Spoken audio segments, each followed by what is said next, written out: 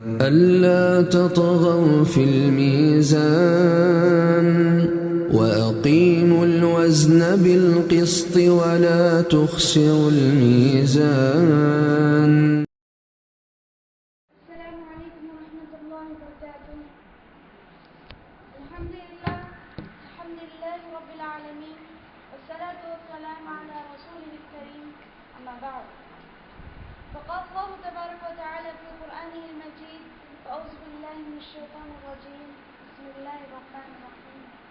في جنات يتساءلون عن المجرمين ما سلككم في سقر قالوا لم نكن من المصلين ولم نكن نطعم المسكين وكنا نخوض مع الخائضين.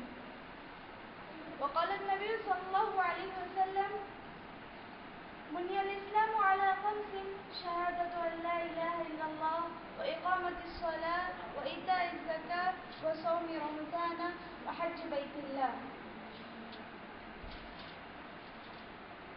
اللہ تعالیٰ کا لاکھوں شکر ہے کہ اللہ تعالیٰ نے ہمیں یہاں پر بیٹھنے کی توفیق عطا فرمائی. اللہ تعالیٰ کا لاکھوں شکر ہے کہ اللہ تعالیٰ نے ہمیں اس کی ذکر کرنے کے لیے چن لیا. اللہ تعالیٰ کا لاکھوں شکر ہے کہ اللہ تعالیٰ نے ہمیں ایک ایسی مجلس میں بیٹھنے کی توفیق عطا فرمائی جس پر 70,000 سے زیادہ فرشتے اپنے پروں کو ڈھانپ لیتے ہیں. اس کے بعد نبی کریم صلی اللہ علیہ وسلم پر درود و سلام ہو، جن کے ذریعے سے یہ اسلام ہم تک پہنچا ہے. معزز سامعین، آج اس پرفتن دور میں لوگ اللہ تعالیٰ کے فرائض اور اس کے احکامات سے غافل ہوتے جا رہے ہیں. ان فرائض میں سے ایک سب سے بڑا فریضہ نماز بھی ہے. یہ نماز ایک ایسی عبادت ہے جس کے ذریعے سے نبی کریم صلی اللہ علیہ وسلم سکون حاصل کیا کرتے تھے، جو آپ صلی اللہ علیہ وسلم کی آنکھوں کی ٹھنڈک تھی. یعنی جب آپ صلی اللہ علیہ وسلم کی کچھ تکلیف ہو جاتی، کچھ مصیبت آپ پہنچتی، تو ایسے وقت میں آپ صلی اللہ علیہ وسلم اس نماز کے ذریعے سے سکون حاصل کرتے، اپنے رب کے سامنے گڑ گڑا کر اپنے سارے دکھوں کو بیان کر دیا کرتے تھے.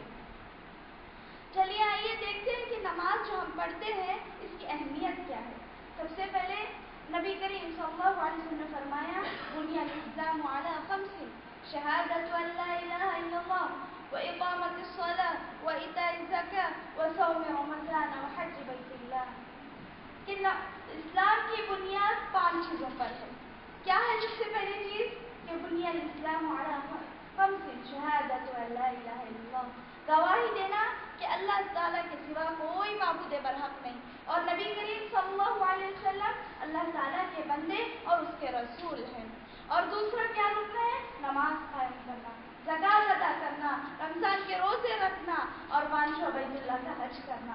تو اس سے بات معلوم ہوئی کہ اسلام کے ارکان میں سب سے اگر کوئی انسان شہادتین کا اقرار کر لیتا ہے تو اسے سب سے پہلے کیا کام کرنا ہے؟ نماز پڑھنا ہے. سب سے پہلا کام اس کا کیا ہے؟ نماز ادا کرنا ہے. اسی طرح کل قیامت کے دن سب سے پہلے بندے سے نماز کا حساب اٹھا دیا جائے گا. جیسے کہ نبی کریم صلی اللہ علیہ وسلم نے فرمایا: کل قیامت کے دن بندے سے سب سے پہلے نماز کا حساب اٹھا دیا جائے گا. جن کی نماز اچھی ہوگی اس کے سارے اعمال اچھے ہوں گے، اور جس کی نماز خراب ہوگی اس کے سارے اعمال خراب ہوں گے. اسی طرح عمرو بن عاص رضی اللہ عنہ فرماتے ہیں کہ ایک مرتبہ آپ صلی اللہ علیہ وسلم نماز کا تذکرہ فرما رہے تھے، تو اس وقت آپ صلی اللہ علیہ وسلم نے فرمایا: اپنی نمازوں کو اچھی کر لو. جو شخص اپنی نماز کو دنیا میں اچھی پڑھتا ہے، دنیا میں بہترین کر جاتا ہے، اس کو نماز کو سنوار کر پڑھتا ہے، وہ نماز کل قیامت کے دن اسے نور کا سبب بنے گی. کل قیامت کے دن اندھیرا ہی اندھیرا ہوگا، ایسے وقت میں وہ نماز اسے کام آئے گی، اسے کامیابی کا ایک ذریعہ بنے گی نماز. چلیے آئے دیکھتے ہیں کہ نماز پڑھنے کی کیا فائدے ہیں. سب سے پہلا فائدہ یہ ہے کہ نماز پڑھنے والا شخص برائیوں سے دور رہتا ہے، فحش کاموں سے دور رہتا ہے، ہر طرح کی غلط کاموں سے، منکر کاموں سے دور رہتا ہے.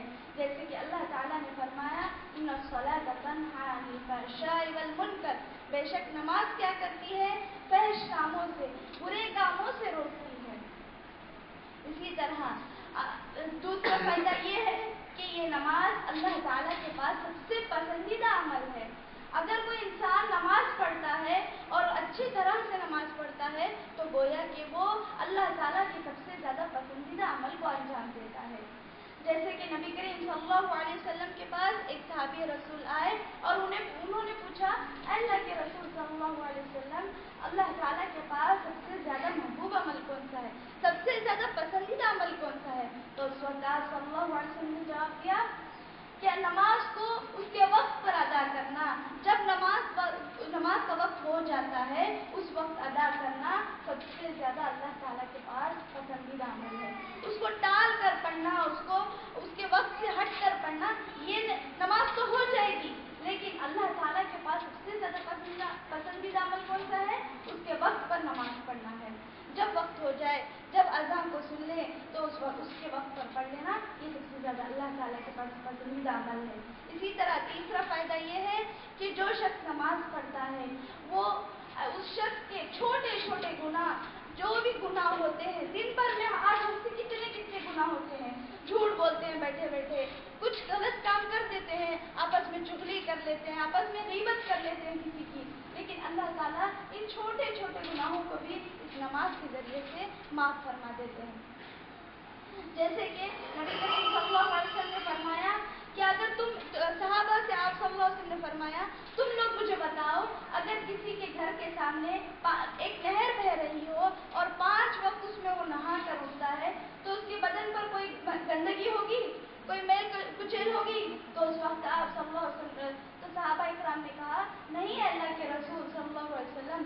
تو آپ صلی اللہ علیہ وسلم نے فرمایا اسی طرح اگر کوئی شخص 5 وقت کی نماز پڑھتا ہے مکمل یقین کے ساتھ, مکمل توجہ کے ساتھ, مکمل خشوع و خضوع کے ساتھ پڑھتا ہے, ایسے شخص کے بارے میں آپ صلی اللہ علیہ وسلم نے فرمایا ایسا شخص کے بھی سارے گناہ معاف کر دیے جاتے ہیں. ایسا شخص بھی اس کے سارے جتنے بھی اس کے بدن پر جتنے بھی گناہوں کے دھبے لگے ہوتے ہیں وہ سارے معاف کر دیے جاتے ہیں. اسی طرح جو شخص نماز پڑھتا ہے ایسے شخص کے لیے فرشتے دعا کرتے ہیں, اور جو لوگ نماز کو وقت پر ادا کرتے ہیں, جس طرح ادا کرنے کا اللہ تعالیٰ نے حکم دیا ہے, نبی کریم صلی اللہ علیہ وسلم نے جس طرح ادا کرنے کا حکم دیا ہے اس طرح ادا کرتے ہیں, ان لوگوں کے لیے جنت میں عزت افزائی کی جائے گی, مہمان نوازی کی جائے گی. میرے بھائیو بہنوں, آج اس موقع پر صرف نماز ہی نہیں بلکہ قرآن کی تلاوت بھی بہت اہم ذریعہ ہے اللہ تعالیٰ سے قریب ہونے کا. اللہ تعالیٰ سے قریب ہونے کا ایک اہم ذریعہ نماز بھی ہے اور قرآن کی تلاوت بھی ہے. قرآن کی تلاوت, یہ وہ آخری کتاب ہے جو ہمارے آخری نبی جناب محمد صلی اللہ علیہ وسلم پر نازل ہوئی. یہ وہ کتاب ہے جو ہمیں بتاتی ہے کہ دنیا میں سب سے اچھا عقیدہ کون سا ہے, دنیا میں سب سے سچا دین کون سا ہے, دنیا میں سب سے اچھا کلچر اور تہذیب کون سی ہے, یہ کتاب بتاتی ہے. اگر زندگی کے ہر معاملے میں, زندگی کے ہر شعبے میں یہ کتاب ہماری رہنمائی فرماتی ہے, اور اس کتاب سے بڑھ کر دنیا میں کوئی ایسی کتاب نہیں جو اس طرح رہنمائی فرماتی ہو, جو اس طرح اچھی اور سچی رہنمائی فرماتی ہو. جیسے کہ اللہ تعالیٰ نے فرمایا ان ھذا القرآن یہدی للتی ہی اقوم, بے شک یہ قرآن مجید اس چیز کی طرف رہنمائی فرماتی ہے, اس راستے کی طرف رہنمائی فرماتی ہے جو راستہ سب سے بہترین راستہ ہے, جو راستہ سب سے اچھا راستہ ہے.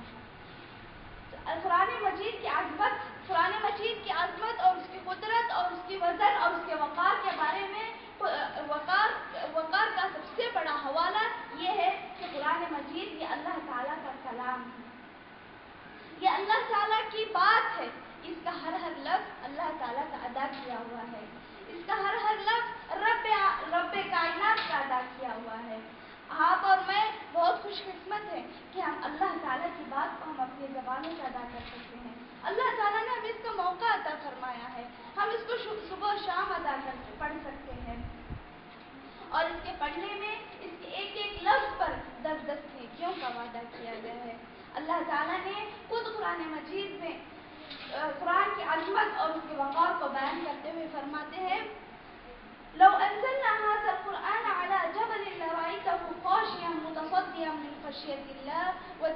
الأمثال نضربها للناس لعلهم يتفكرون۔ اے نبی، اگر ہم اس قرآن مجید کو کسی پہاڑ پر بھی نازل کرتے تو آپ دیکھتے کہ یہ پہاڑ اللہ تعالیٰ کی خشیت کی وجہ سے پھٹ جاتا۔ اور یہ مثالیں ہم اس لیے بیان کرتے ہیں تاکہ لوگ غور و فکر کر سکیں۔ ذرا آپ غور و فکر کریں میری ماں بہنوں کہ ایک پہاڑ جیسی ایک عظیم چیز قرآن کی عظمت کی وجہ سے، قرآن کے وقار کی وجہ سے پھٹ جاتی ہے تو ہمارے دلوں پر تو اس کلام کا کچھ اثر ہی نہیں ہوتا۔ کیوں؟ ایسا کیوں ہے؟ اس کی وجہ صرف اور صرف یہ ہے کہ ہم قرآن کو اس طرح نہیں پڑھتے جس طرح پڑھنا چاہیے، جس طرح اس کا حق ادا کرنا چاہیے ہم اس کو نہیں پڑھتے، اس طرح اس کا حق ادا نہیں کرتے۔ یعنی اس کو ہم اپنی ہر معاملے میں، اس کو ہماری زندگی کے ہر شعبے میں، ہر معاملے میں اس کو داخل نہیں کرتے، اس کو ہم اپنی عملی زندگی میں نہیں لے کر آتے۔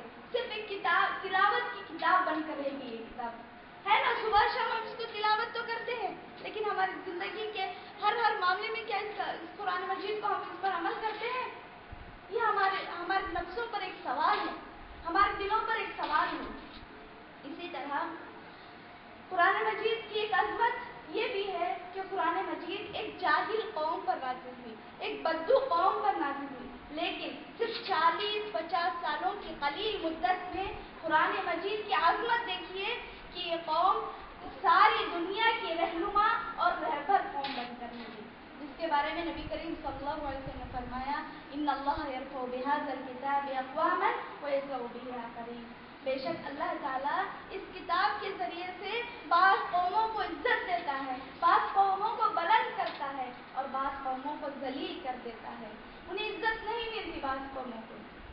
اسی طرح قرآن مجید کو پڑھنے والا شخص، قرآن مجید کی تلاوت کرنے والا شخص، اپنی زندگی میں اس کو داخل کرنے والا شخص، ایسے شخص کے لیے قرآن مجید دنیا میں بھی اور آخرت میں بھی رحمت ہے۔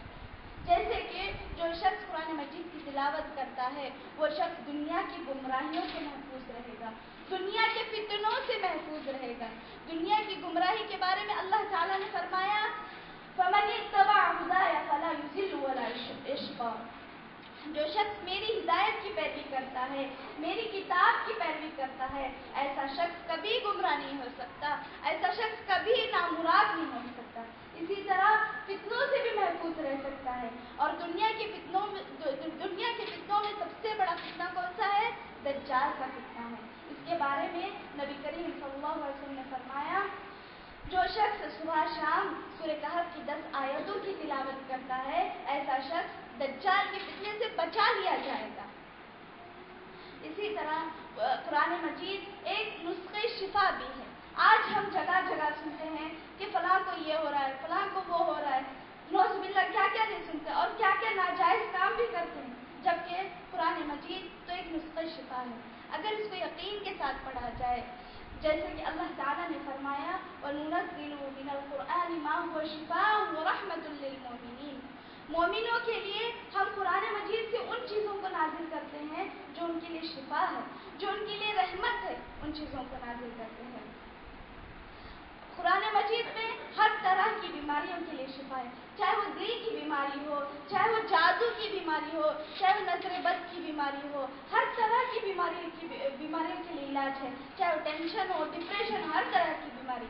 آج ساری دنیا میں ہر گھر میں، ہر فرد کو، ہر خاندان میں ایک بڑی بیماری جو پھیلی ہوئی ہے وہ ٹینشن اور ڈپریشن کی بیماری ہے۔ اور اس بیماری سے بچنے کے لیے لوگ کیا کیا نہیں کرتے، نیند کی گولیاں کھاتے ہیں، شراب پیتے ہیں، نعوذ باللہ کیا کیا نہیں کر گزرتے، جبکہ اور اس دنیا کے ڈاکٹرز نے بھی جواب دے دیا ہے کہ ٹینشن اور ڈپریشن کا کوئی علاج نہیں، جبکہ قرآن مجید تو پکار پکار کر کہہ رہا ہے الا بذکر اللہ تطمئن القلوب۔ اے بے چین دلوں جن کے دل میں جو سکون کو چاہتے ہو، جو سکون چاہتے ہو، وہ لوگ قرآن مجید کی تلاوت کرو، وہ لوگ کتاب کی تلاوت کرو۔ الا بذکر اللہ تطمئن القلوب۔ اے لوگوں، اللہ تعالیٰ کے ذکر میں تمہارے دلوں کے لیے سکون ہے، تمہارے ذہنوں کے لیے سکون اللہ تعالیٰ کے ذکر میں ہے، اللہ تعالیٰ کی کتاب کی تلاوت میں ہے۔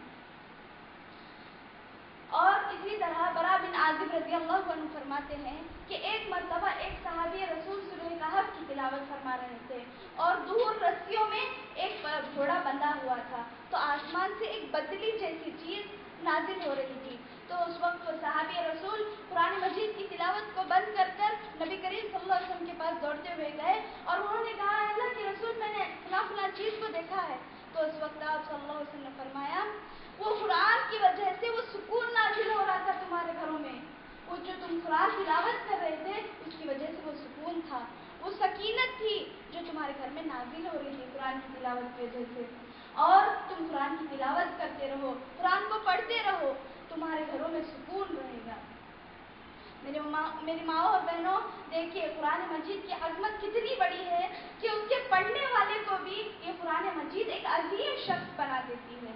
जैसे कि नबी करीम सल्लल्लाहु अलैहि वसल्लम ने फरमाया, खैरुकुम मन तअल्लमल कुरान व अल्लमा, तुम में सबसे बेहतरीन शख्स वो है, तुम में सबसे बेहतरीन लोग वो हैं जो लोग कुरान की तिलावत करते हैं, कुरान को पढ़ते हैं, पढ़ाते हैं और खुद भी सीखते हैं, सिखाते हैं। ऐसे लोग सबसे बेहतरीन, सारी दुनिया के सबसे बेहतरीन लोग हैं। इतना ही नहीं बल्कि नबी करीम सल्लल्लाहु अलैहि वसल्लम ने दूसरी जगह फरमाया, अल माहिर बिल कुरान मअ सफरतिल किराम बररा वल्लज़ी यक़रअुल कुरान व यततअतअ फीही व हुवा अलैहि शाक़्क़ुन लहु अजरान। जो शख्स कुरान मजीद में माहिर है, कुरान मजीद को अच्छा पढ़ सकता है, अच्छी तरह उसकी तिलावत कर सकता है, उसकी तालीम में माहिर है, दूसरों को तालीम देता है, पढ़ाता है, पढ़ता है, ऐसा शख्स कल क़यामत के दिन बुजुर्ग फरिश्तों के साथ होगा, इज्जत वाले फरिश्तों के साथ होगा। और जो लोग कुरान मजीद को अटक अटक कर पढ़ते हैं, जिन पर थोड़ा मुश्किल होता है कुरान मजीद पढ़ना, तो ऐसे लोगों के लिए 2 अज्र है, दुगना अज्र है। अल्लाहु अकबर। देखिए कुरान मजीद की तिलावत आज हम पर आसान है, लेकिन उसको अपनी अमली ज़िंदगी में लाना, अमली ज़िंदगी के अंदर दाखिल करना कितना मुश्किल होते जा रहा है। इसी तरह कुरान मजीद इसके बाद ये उखरवी ज़िंदगी के लिए भी रहमत है, उखरवी ज़िंदगी के लिए रहमत है। इसके बारे में नबी करीम सल्लल्लाहु अलैहि वसल्लम ने फरमाया, जो शख्स कुरान मजीद को ज़िंदगी में तिलावत करता रहा, उस पर अमल करता रहा, ऐसा शख्स क़ब्र के अज़ाब से बचा लिया जाएगा और मुनकर नकीर के सवालात के जवाबात भी दे सकेगा। जिसके बारे में नबी करीम सल्लल्लाहु अलैहि वसल्लम ने फरमाया कि जब मय्यत को उसके घर वाले कब्र में दफना कर चले जाते हैं, तो उस वक्त फरिश्ता उसके सर के पास से आता है अज़ाब देने के लिए, तो कुरान मजीद की तिलावत उसे रोक देती है। और जब सामने से आता है तो उस वक्त उसको सदका व खैरात जो जिंदगी में किया करता था उसे वो रोक देती है। और जब पैरों के पास से उसके पास अज़ाब देने के लिए आएगा, तो मस्जिद की तरफ चल कर जाना, मस्जिद की तरफ आना, मस्जिद की तरफ सुबह शाम आना उसे रोक देती है। अल्लाहु अकबर। और इसी तरह नबी करीम सल्लल्लाहु अलैहि वसल्लम ने फरमाया, जो लोग कुरान मजीद अपने बच्चों को कुरान मजीद की तालीम देते हैं, उनको कुरान मजीद पढ़ाते हैं, कुरान मजीद याद दिलाते हैं, उनके बारे में कल क़यामत तो जो शख्स कुरान मजीद को याद करता था, उसे पढ़ता था, उससे कल क़यामत के दिन कहा जाएगा, तो कुरान मजीद पढ़ता जा और अपनी मंजिल को तय करता जा। यानी जन्नत में तेरी मंजिल वो होगी, जन्नत में तेरा मकाम वो होगा जहाँ तेरी आखिरी आयत होगी, जहाँ तेरी आखिरी आयत ख़त्म होगी, वहाँ तेरी जन्नत में मंजिल होगी। इसी तरह आप सल्लल्लाहु अलैहि वसल्लम ने फरमाया, कल क़यामत के दिन जो लोग अपने बच्चों को कुरान मजीद पढ़ाते थे, कुरान मजीद याद दिलाते थे, उनके वालिदैन को कल क़यामत के दिन मोतियों का ताज पहनाया जाएगा या ऐसा लिबास पहनाया जाएगा जो लिबास वो दुनिया और दुनिया में जो कुछ है उससे भी ज़्यादा कीमती होगा, ऐसा लिबास पहनाया जाएगा। तो उस वक्त अल्लाह ताला से हाफिज़ कुरान या क़ारी कुरान के वालिदैन पूछेंगे, अल्लाह ताला हमें इतनी इज्जत अफजाई क्यों, हमने क्या किया था दुनिया में कि हमें इतनी इज्जत मिल रही है। तो उस वक्त अल्लाह ताला फरमाएंगे कि तुम्हें ये इतनी इज्जत अफजाई इसलिए मिल रही है कि तुमने अपने बच्चे को दुनिया में कुरान मजीद पढ़ाया था, तुमने अपने बच्चे को दुनिया में कुरान मजीद पढ़ाने का बदला उसे याद दिलाने का ये बदला है। इस वजह से तुम्हें आज دنیا اور دنیا میں جو کچھ ہے اس سے بھی زیادہ قیمتی چیز کا لباس پہنایا جا رہا ہے اور موتیوں کا تاج پہنایا جا رہا ہے۔ میرے ماں اور بہنوں، دیکھیے ہم لوگ اپنی زندگیوں میں قرآن مجید عملی زندگی میں ہماری عملی زندگی کے اندر نہیں لانے کی وجہ سے آج ہمارے سامنے کتنے ایسی چیزیں ہو رہی ہیں جو ہمیں پسند نہیں آتی۔ دیکھیے کچھ ہی دنوں پہلے سوشل میڈیا میں ہم سن رہے تھے کہ عائشہ نام ایک لڑکی، اس نے خودکشی کر لی۔ کیوں؟ اس کی وجہ کیا ہے؟ اس کی وجہ سب سے بڑی یہ ہے کہ ہم اپنے بچوں کو تعلیم نہیں دے رہے، اپنے بچوں کو قرآن مجید نہیں سکھاتے، انہیں قرآن کی تعلیم نہیں دیتے۔ اسی طرح صرف اسی کی غلطی نہیں ہے، اسے تنگ کرنے والے، اسے خودکشی پر مجبور کرنے والے اس کے ساس سسر کی بھی یہ غلطی ہے۔ کیوں؟ ان لوگوں کے پاس قرآن و سنت کی تعلیم نہیں تھی، ان لوگوں نے قرآن و سنت کی تعلیم کو نہیں سیکھا اور اپنے بچوں کو بھی نہیں سکھایا، جس کی وجہ سے آج ہمارا معاشرہ خودکشی، قتل، غارت گری ہر چیز کو اپنا لیا ہے۔ اب آج اس بات کی ضرورت ہے کہ قرآن مجید کو ہم اپنی عملی زندگی میں لے کر آئیں، اپنے بچوں کو حافظ قرآن بنائیں، ان کے چھوٹے چھوٹے ذہنوں میں قرآن مجید کو نقش کریں، ان کو ترجمہ قرآن سمجھائیں، تفسیر سمجھائیں، انہیں قرآن سے محبت دلائیں۔ کیوں؟ کل قیامت کے دن جو لوگ اپنے بچوں کو دنیاوی زندگی سکھائیں، دنیاوی تعلیم جو پڑھائے ہیں، وہ کل قیامت کے دن وہ بچے ان کو چھوڑ کر ہی جائیں گے، چاہے کتنا بھی پڑھائے ہوں۔ لیکن جن بچوں کو ان کے ماں باپ نے قرآن مجید پڑھایا ہو یا ان کو قرآن و حدیث کی تعلیم دی ہو، وہ بچے کل قیامت کے دن کے والدین کو ڈھونڈیں گے۔ اللہ اکبر! دیکھیے کتنی بڑی عظمت ہے قرآن مجید کی۔ اسی لیے ہمیں چاہیے کہ ہماری عملی زندگی میں قرآن مجید کو لائیں اور اس پر عمل کریں۔ ہم بھی مساجد سے، مدارس سے قریب ہوں، ہمارے بچوں کو، ہمارے گھر والوں کو، تمام کو مساجد اور مدرسوں سے اور مسجدوں سے قریب کریں۔ آخر میں اللہ تعالیٰ سے دعا کرتی ہوں کہ اللہ تعالیٰ ہمیں قرآن مجید کو پڑھنے، نماز کو پڑھنے، ہمارے آنکھوں کی ٹھنڈک بنانے کی توفیق عطا فرمائے، ہمارے بچوں کے دلوں میں، ہمارے بچوں کے ذہنوں میں قرآن مجید کو داخل کرنے، اسے یاد کرانے کی توفیق دے۔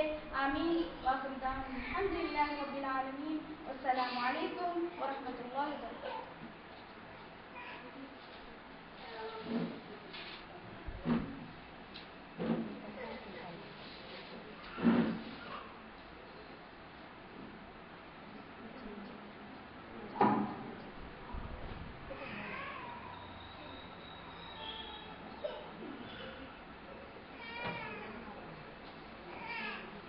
السلام علیکم رحمۃ اللہ وبرکاتہ۔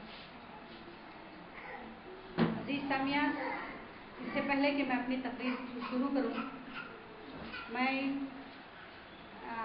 مقام حاضہ کے جو بھی معلمات ہیں، الحمدللہ ثم الحمدللہ جو بھی ہیں، میں نہیں جانتی کہ کون معلمہ ہیں کیا ہیں، لیکن میں ان سے دلی درخواست کرتی ہوں کہ وہ جو ہے یہاں پر آئیں اور اس اسٹیج کو جو ہے سجائیں۔ الحمدللہ میں خصوصاً عطیہ آپا سے جو ہے درخواست کرتی ہوں کہ وہ اسٹیج پہ آ جائیں۔ اور کون معلمہ ہیں آپ لوگ اس کے آ سکتے ہیں، میں نہیں جانتی کون ہے۔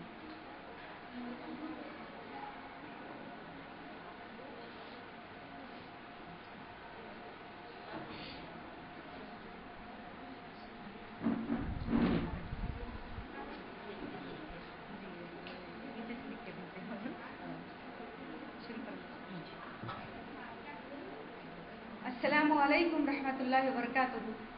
ان الحمد للہ نحمده ونستعینه ونستغفره ونؤمن به ونتوکل علیہ ونعوذ باللہ من شرور انفسنا ومن سیئات اعمالنا، من يهده الله فلا مضل له ومن يضلل فلا هادي له، اشهد ان لا اله الا الله وحده لا شريك له، اشهد ان محمدا عبده ورسوله، اما بعد، قال الله تبارک وتعالى في القرآن المجيد والفرقان الحميد: النبي أولى بالمؤمنين من أنفسهم وأزواجه أمهاتهم۔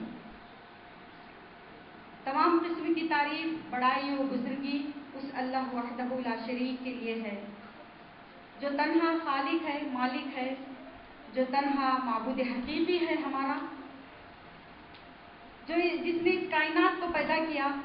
اس کائنات کے پیدا کرنے کے بعد اس کائنات کو آباد کرنے کے لیے اللہ تبارک و تعالیٰ نے ہر قسم کی ضروریات کو اس میں رکھا، اور اشرف المخلوقات انسان جیسی نعمت کو اللہ تعالیٰ نے پیدا کیا. انہیں انسانوں کی رشد و ہدایت کے لیے اللہ تبارک و تعالیٰ نے انبیاء علیہ السلام کا ایک سلسلہ جاری کیا. آدم علیہ السلام سے لے کر اللہ کے پیارے حبیب جناب محمد رسول اللہ صلی اللہ علیہ وسلم تک انبیاء کا یہ سلسلہ چلتا رہا. تو اسی سلسلے کی آخری کڑی اللہ کے حبیب جناب محمد رسول اللہ صلی اللہ علیہ وسلم ہے، جنہوں نے اسلام جیسی نعمت، دین جیسی نعمت لے کر آئے، اور کما حق ہو، جیسا اس کا حق ہے اس کو ادا کرنے کا پیارے نبی صلی اللہ علیہ وسلم نے اس کو اس دنیا میں، اس دنیا والوں کے سامنے اس کو رکھا. وصلی اللہ تعالی علی نبینا محمد وعلی آلہ وصحبہ اجمعین وبارک وسلم. سامعین، آپ اور ہم آج بڑے خوش نصیب ہیں.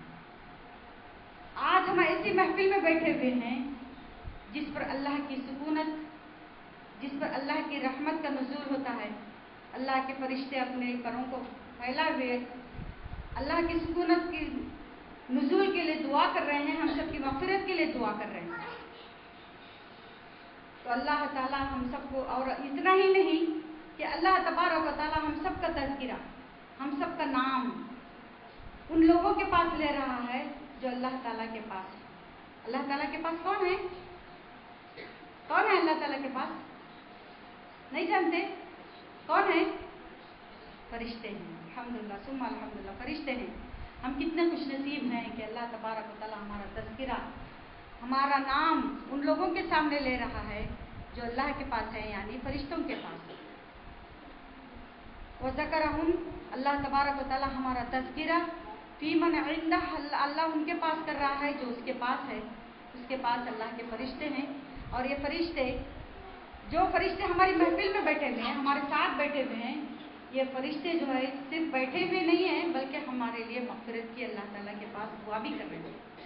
اللہ تعالیٰ ہم سب کی مغفرت فرمائے. اسی طرح ہم سب کو جنت الفردوس میں جمع فرمائے. اللہ ہمیں بار بار ایسی مجالس میں داخلہ لینے، ایسی مجالس کو سجانے کی توفیق عطا فرمائے. اللہ جو کچھ بھی ہم یہاں پر سنے ہیں اس کے عمل کی توفیق عطا فرمائے، کیونکہ ہم عمل سے بہت دور ہیں. باتیں تو بہت سنتے ہیں، علماء تو بڑے بڑے آتے ہیں، دور دراز سے علماء آتے ہیں. الحمدللہ، چاہے دور دراز کے علماء کیوں نہ ہو، چاہے اپنے نزدیکی علماء کیوں نہ ہو، ہم سب کو نصیحت کرتے ہیں. جمعہ کے خطبات ہوتے رہتے ہیں، باتیں تو بہت ساری سنائی جاتی رہتی ہے، لیکن ہم عمل کی دنیا سے بہت دور، بہت دور. اللہ ہم سب کو نزدیک فرمائے، ہم اپنے دین سے نزدیک فرمائے. اللہ تعالیٰ ہمیں اپنی رحمت سے نزدیک فرمائے. اللہ ہم سب کا داخلہ جنت الفردوس میں فرمائے. سامعین، میں نے آپ کے سامنے ایک آیت کریمہ پیش کی، وہ یہ تھی کہ النبی اولیٰ بالمؤمنین من انفسہم. پیارے نبی صلی اللہ علیہ وسلم تمام مومنوں پر، ان کی اولاد، ان کی بیوی بچے، ان کی مال، ان کی جائیداد، یہ ان سب سے زیادہ حق پیارے نبی صلی اللہ علیہ وسلم کا مومنوں پر ہوتا ہے. مومنوں پر پیارے نبی صلی اللہ علیہ وسلم کا حق ان کی تمام چیزوں سے بڑھ کر کے اللہ کے پیارے نبی صلی اللہ علیہ وسلم کا حق ہے مومنوں پر. اور اس کے بعد آپ صلی اللہ علیہ وسلم کی بیویاں امہات المومنین ہیں قیامت تک کی صبح تک. یہ تمام مومنین کی مائیں ہیں. تو یہ امہات المومنین جن کو اللہ تبارک و تعالیٰ نے اس کائنات میں اپنے حبیب کے لیے، اپنے نبی کے لیے چن لیا تھا، چوائس کر لیا تھا، ان کو چن رکھا تھا اللہ تعالیٰ نے. تو اس کی اللہ تعالیٰ نے جب ان کو چنا ہے تو کچھ دیکھ کر ہی چنا ہوگا، اور اللہ تعالیٰ ان کو تمام مومنات کے لیے نمونہ بنانا چاہتا تھا.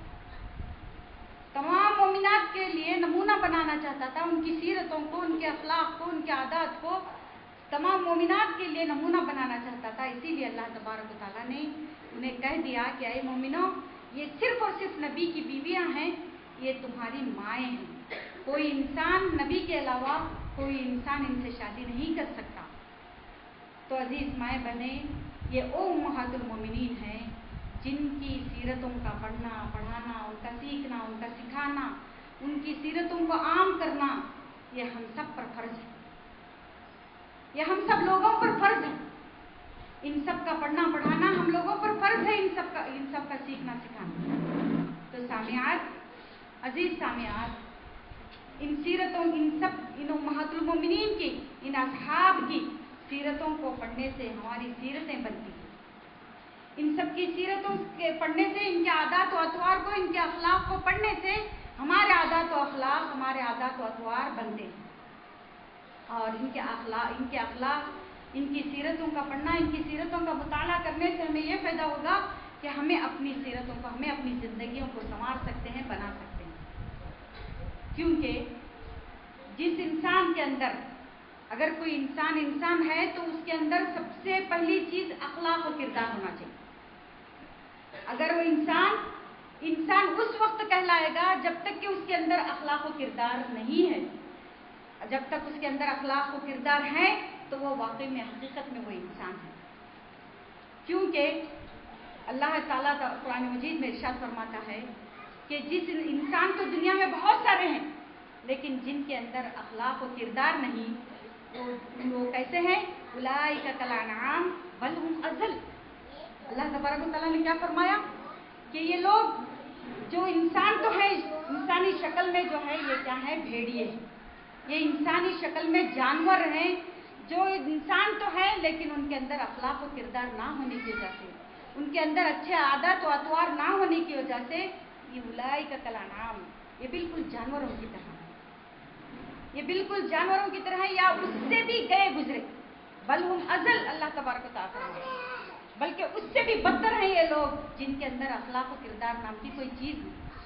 تو سامعات، آج ہمیں ضرورت ہے پیارے نبی صلی اللہ علیہ وسلم کی سیرت کو پڑھنا، پیارے نبی صلی اللہ علیہ وسلم کے اصحاب کی، آپ کے ازواج کی، آپ کے بیٹیوں کی، جتنے بھی آپ کے ساتھی ہیں، ان سب کی سیرتوں کو پڑھنا ہمارے لیے فرض ہے۔ کیوں؟ یہ اللہ تعالیٰ نے ان کو نمونہ بنایا تھا، ان سب کی سیرتوں کو ہمارے لیے نمونہ بنایا تھا۔ تو کچھ وجوہات ہیں کہ کس وجہ سے ہمیں ان کی سیرتوں کو پڑھنا چاہیے۔ میں آپ لوگوں کو وضاحت کے ساتھ سمجھاتی ہوں کہ ان سیرتوں کو پڑھنے سے، یہ ان کی سیرتیں جو ہے پیارے نبی صلی اللہ علیہ وسلم کی اور آپ کے اصحاب کی یا آپ کے ازواج کی، ان کی سیرتوں کو پڑھنے سے جو ہے ہماری سیرتیں بنتی ہیں، ہمارے اخلاق و کردار میں جو ہے نکھار آتا ہے۔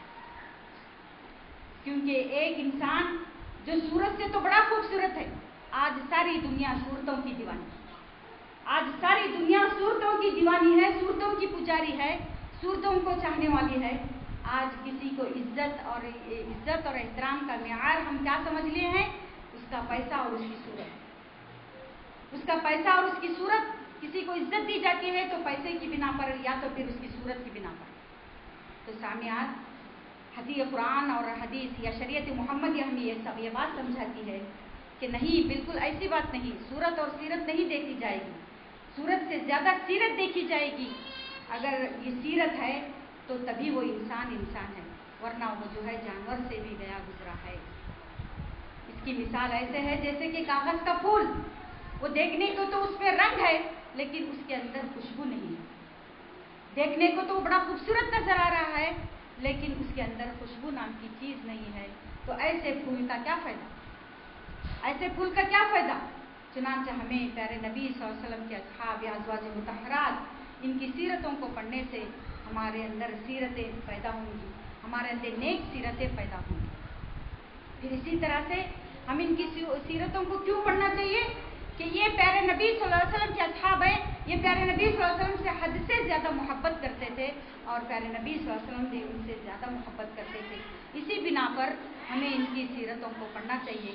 تو جب پیارے نبی صلی اللہ علیہ وسلم کے اصحاب آپ سے محبت کرتے تھے، آپ ان سے محبت کرتے تھے، تو جب ہم ان کی سیرتوں کو پڑھیں گے تو ہمیں پتہ چلے گا کہ پیارے نبی صلی اللہ علیہ وسلم سے محبت کرنے کا انجام کیا ہوگا، پیارے نبی صلی اللہ علیہ وسلم سے محبت کرنے کا نتیجہ کیا نکلے گا، یہ ہمیں سمجھ میں آئے گا، اور کس قدر ہمیں پیارے نبی صلی اللہ علیہ وسلم سے محبت کرنا ہے یہ بات بھی ہمیں سمجھ میں آئے گی۔ اور تیسرا مقصد یہ ہے ان کی سیرتوں کو پڑھنے سے، ایک تیسرا فائدہ یہ ہے کہ کل ہماری قیامت، کل ہمارا حشر یا کل ہماری محشر جو ہے سنورے گی۔ یہ کل، کیونکہ پیارے نبی صلی اللہ علیہ وسلم نے فرمایا ایک صحابی رسول جب آپ کے سامنے آئے اور کہنے لگے کہ اللہ کے رسول میں آپ سے حد سے زیادہ محبت کرتا ہوں، میں آپ سے حد سے زیادہ محبت کرتا ہوں، لیکن اللہ کے رسول صلی اللہ علیہ وسلم مجھے ایک چیز دل میں کھٹکتی ہے کہ کل موت تو مجھے بھی آنی ہے اور آپ کو بھی آنی ہے، آپ بھی اس دنیا سے رخصت ہو جائیں گے، میں بھی اس دنیا سے رخصت ہو جاؤں گا، لیکن کل قیامت کا دن ہوگا کہ آپ جو ہے انبیاء کی صف میں ہوں گے اور میں جو ہے ایک ادنا سا انسان، میں ادنا سے لوگوں کے بیچ میں ہوں گا۔ تو یہ مجھے تکلیف دیتی ہے یہ بات کہ کل جو ہے میں آپ کی صحبت سے محروم ہو جاؤں گا۔ تو اس وقت پیارے نبی صلی اللہ علیہ وسلم نے کیا فرمایا؟ انت مع من احببت، انت مع من احببت، کل قیامت کے دن بھی تو اسی کے ساتھ ہوگا جس سے دنیا میں تو محبت کیا کرتا تھا، جس سے تو دنیا میں محبت کیا کرتا تھا، کل قیامت کے دن بھی تو اسی کے ساتھ ہوگا۔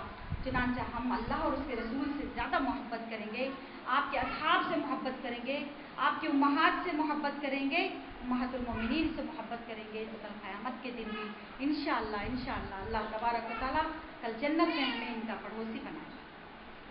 تو سامعات، تیسرا فائدہ ہماری اخروی نجات ہوگی، تیسرا فائدہ ہمیں یہ ہوگا کہ ہماری آخرت اس سے بنے گی ان کی سیرتوں کو پڑھنے سے۔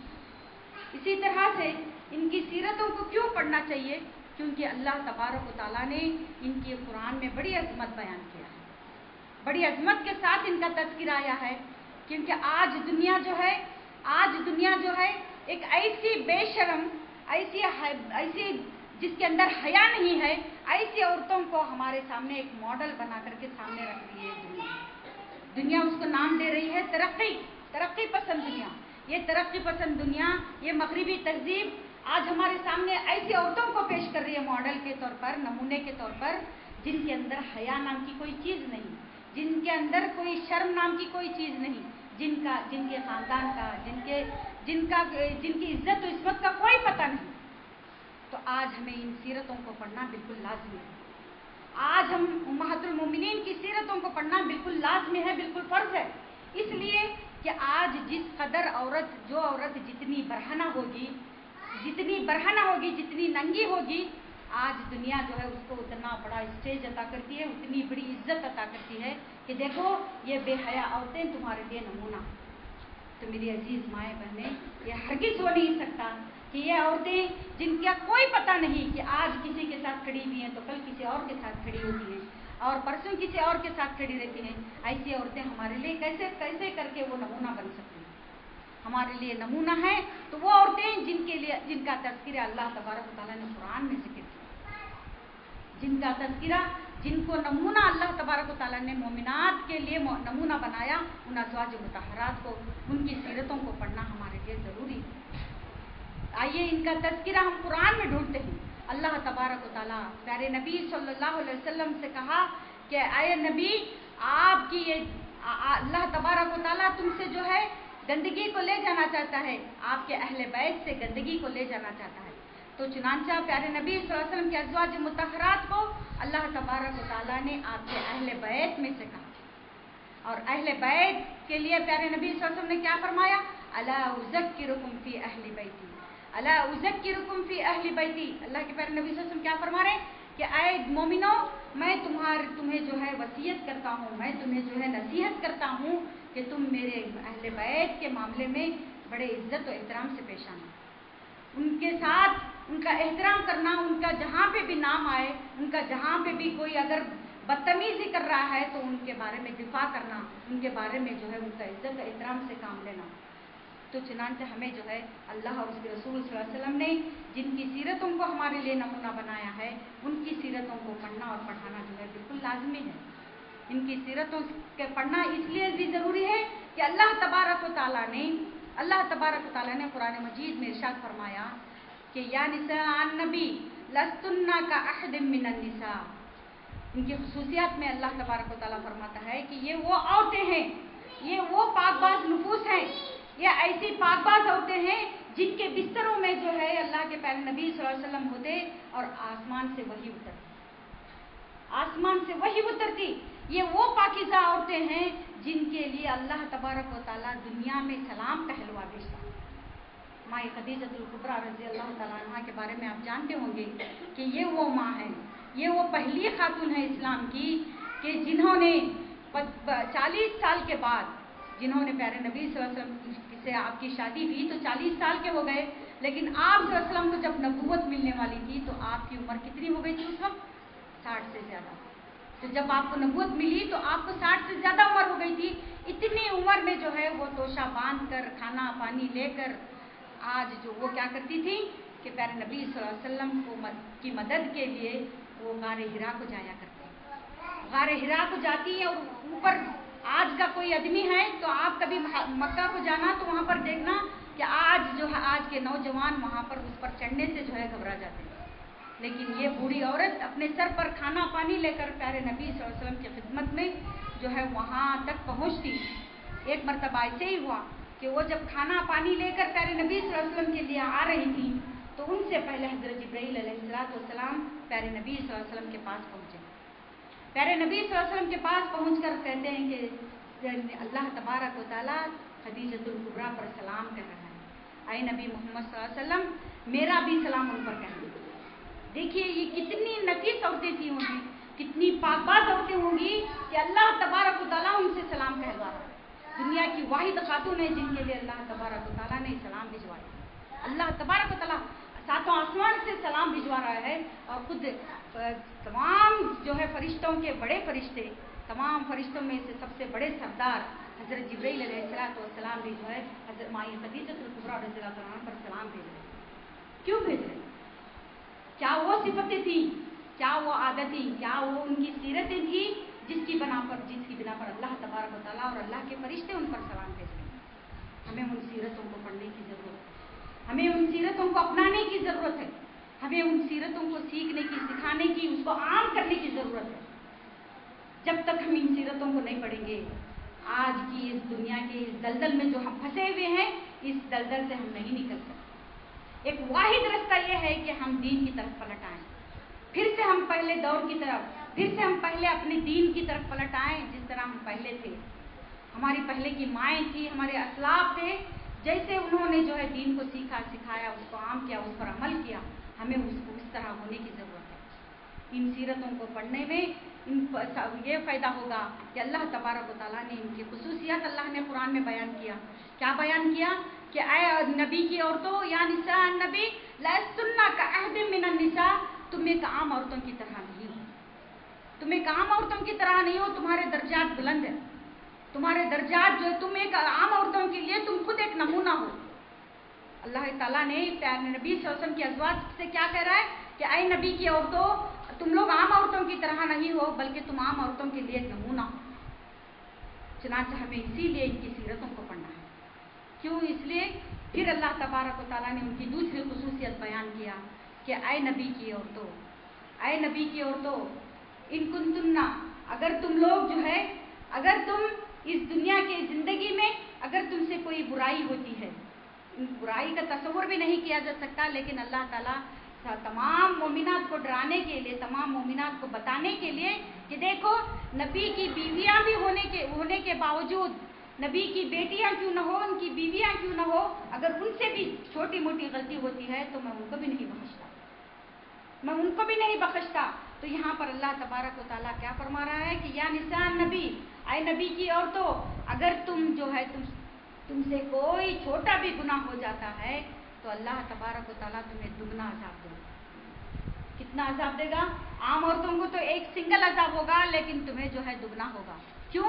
इसलिए कि मैंने तुम्हें जो है क्या बनाया है, सबके लिए नमूना बनाया है। और इसी तरह से अल्लाह तबारक व तआला ने एक जगह और फरमाता है कि ऐ नबी की औरतों, अगर तुमसे कोई नेकी होती है, अगर तुम नेकी करती हो तो तुम्हें डबल अजर दिया जाएगा, दुगना अजर दिया जाएगा। जहाँ तुम्हें दुगना अजर दिया जाएगा, वहीं पे गलती करने पर तुम्हें दुगना अजाब भी दिया जाएगा। इस तरह से अल्लाह तबारक व तआला ने तमाम मोमिनात के लिए नमूना बनाया है इन सब। इसीलिए हमें इनकी सीरतों को पढ़ना, इनकी सीरतों को पढ़ाना, इनके किरदार को पढ़ना, इनके अखलाक को पढ़ाना, ये सब जो है ज़रूरी है। अज़ीज़ मेरी माएँ बहन, इनके किरदार को हम पढ़ेंगे, इनकी सीरतों को हम पढ़ेंगे। कितने हम में से इतने लोगों में से हमें से कितने लोग ऐसे हैं जो है प्यारे नबी सल्लल्लाहु अलैहि वसल्लम की सीरत को नहीं जानते। आप सल्लल्लाहु अलैहि वसल्लम की सीरत को हम नहीं जानते, आपकी उम्महात की तो छोड़िए, प्यारे नबी सल्लल्लाहु अलैहि वसल्लम की सीरत को भी हमने उठाकर नहीं पढ़ा ज़िंदगी में। अल्लाह ताला हम सबको इसकी तौफीक अता फरमाए। आपकी सीरत को पढ़ने की तौफीक अता फरमाए। अजीज सामियात, इसी तरह से अल्लाह तबारक व तआला ने इस तरह से अल्लाह ताला ने हम सब के लिए नमूना बनाया इनको कि अल्लाह ताला ने इन उम्महातुल मोमिनीन को चुन लिया था। इन उम्महातुल मोमिनीन को प्यारे नबी सल्लल्लाहु अलैहि वसल्लम के लिए चुन लिया था और कह दिया था कि ऐ अल्लाह के नबी, ये जो औरतें हैं आपकी जो है सिर्फ और सिर्फ आपकी बीवियां हैं और क़यामत तक के आने वाले मोमिनों की माएँ, ये मोमिनों की माएँ हैं। अल्लाह ताला ने उनको तमाम मोमिनात की माएँ बना दिया और उनके दर्जात को बुलंद करते हुए फरमाया कि ये सिर्फ और सिर्फ नबी की बीवियां हैं और ये नबी की बीवियां सबके लिए नमूना। इसी तरह से अजीज मेरी माएँ बहनें, अल्लाह ताला ने इन उम्महातुल मोमिनीन को चाहता था कि इनके दर्जात को बुलंद करते हुए इनका तज़किरा कुरान में ले आएँ और इनको कुछ नसीहत करें। अल्लाह तबारक व तआला सूरतुल अहज़ाब में नसीहत करते हुए फरमाता है, क्या नसीहत करते हुए फरमाता है कि या निसान नबी लस्तुन्ना का अहदिम मिनन निसा फला तख़ज़ाना बिल क़ौल इन इत्तक़ैतुन्ना फला तख़ज़ाना बिल क़ौल फयतमअल्लज़ी फ़ी क़ल्बिही मरद वक़ुलना क़ौलन मअरूफ़ा।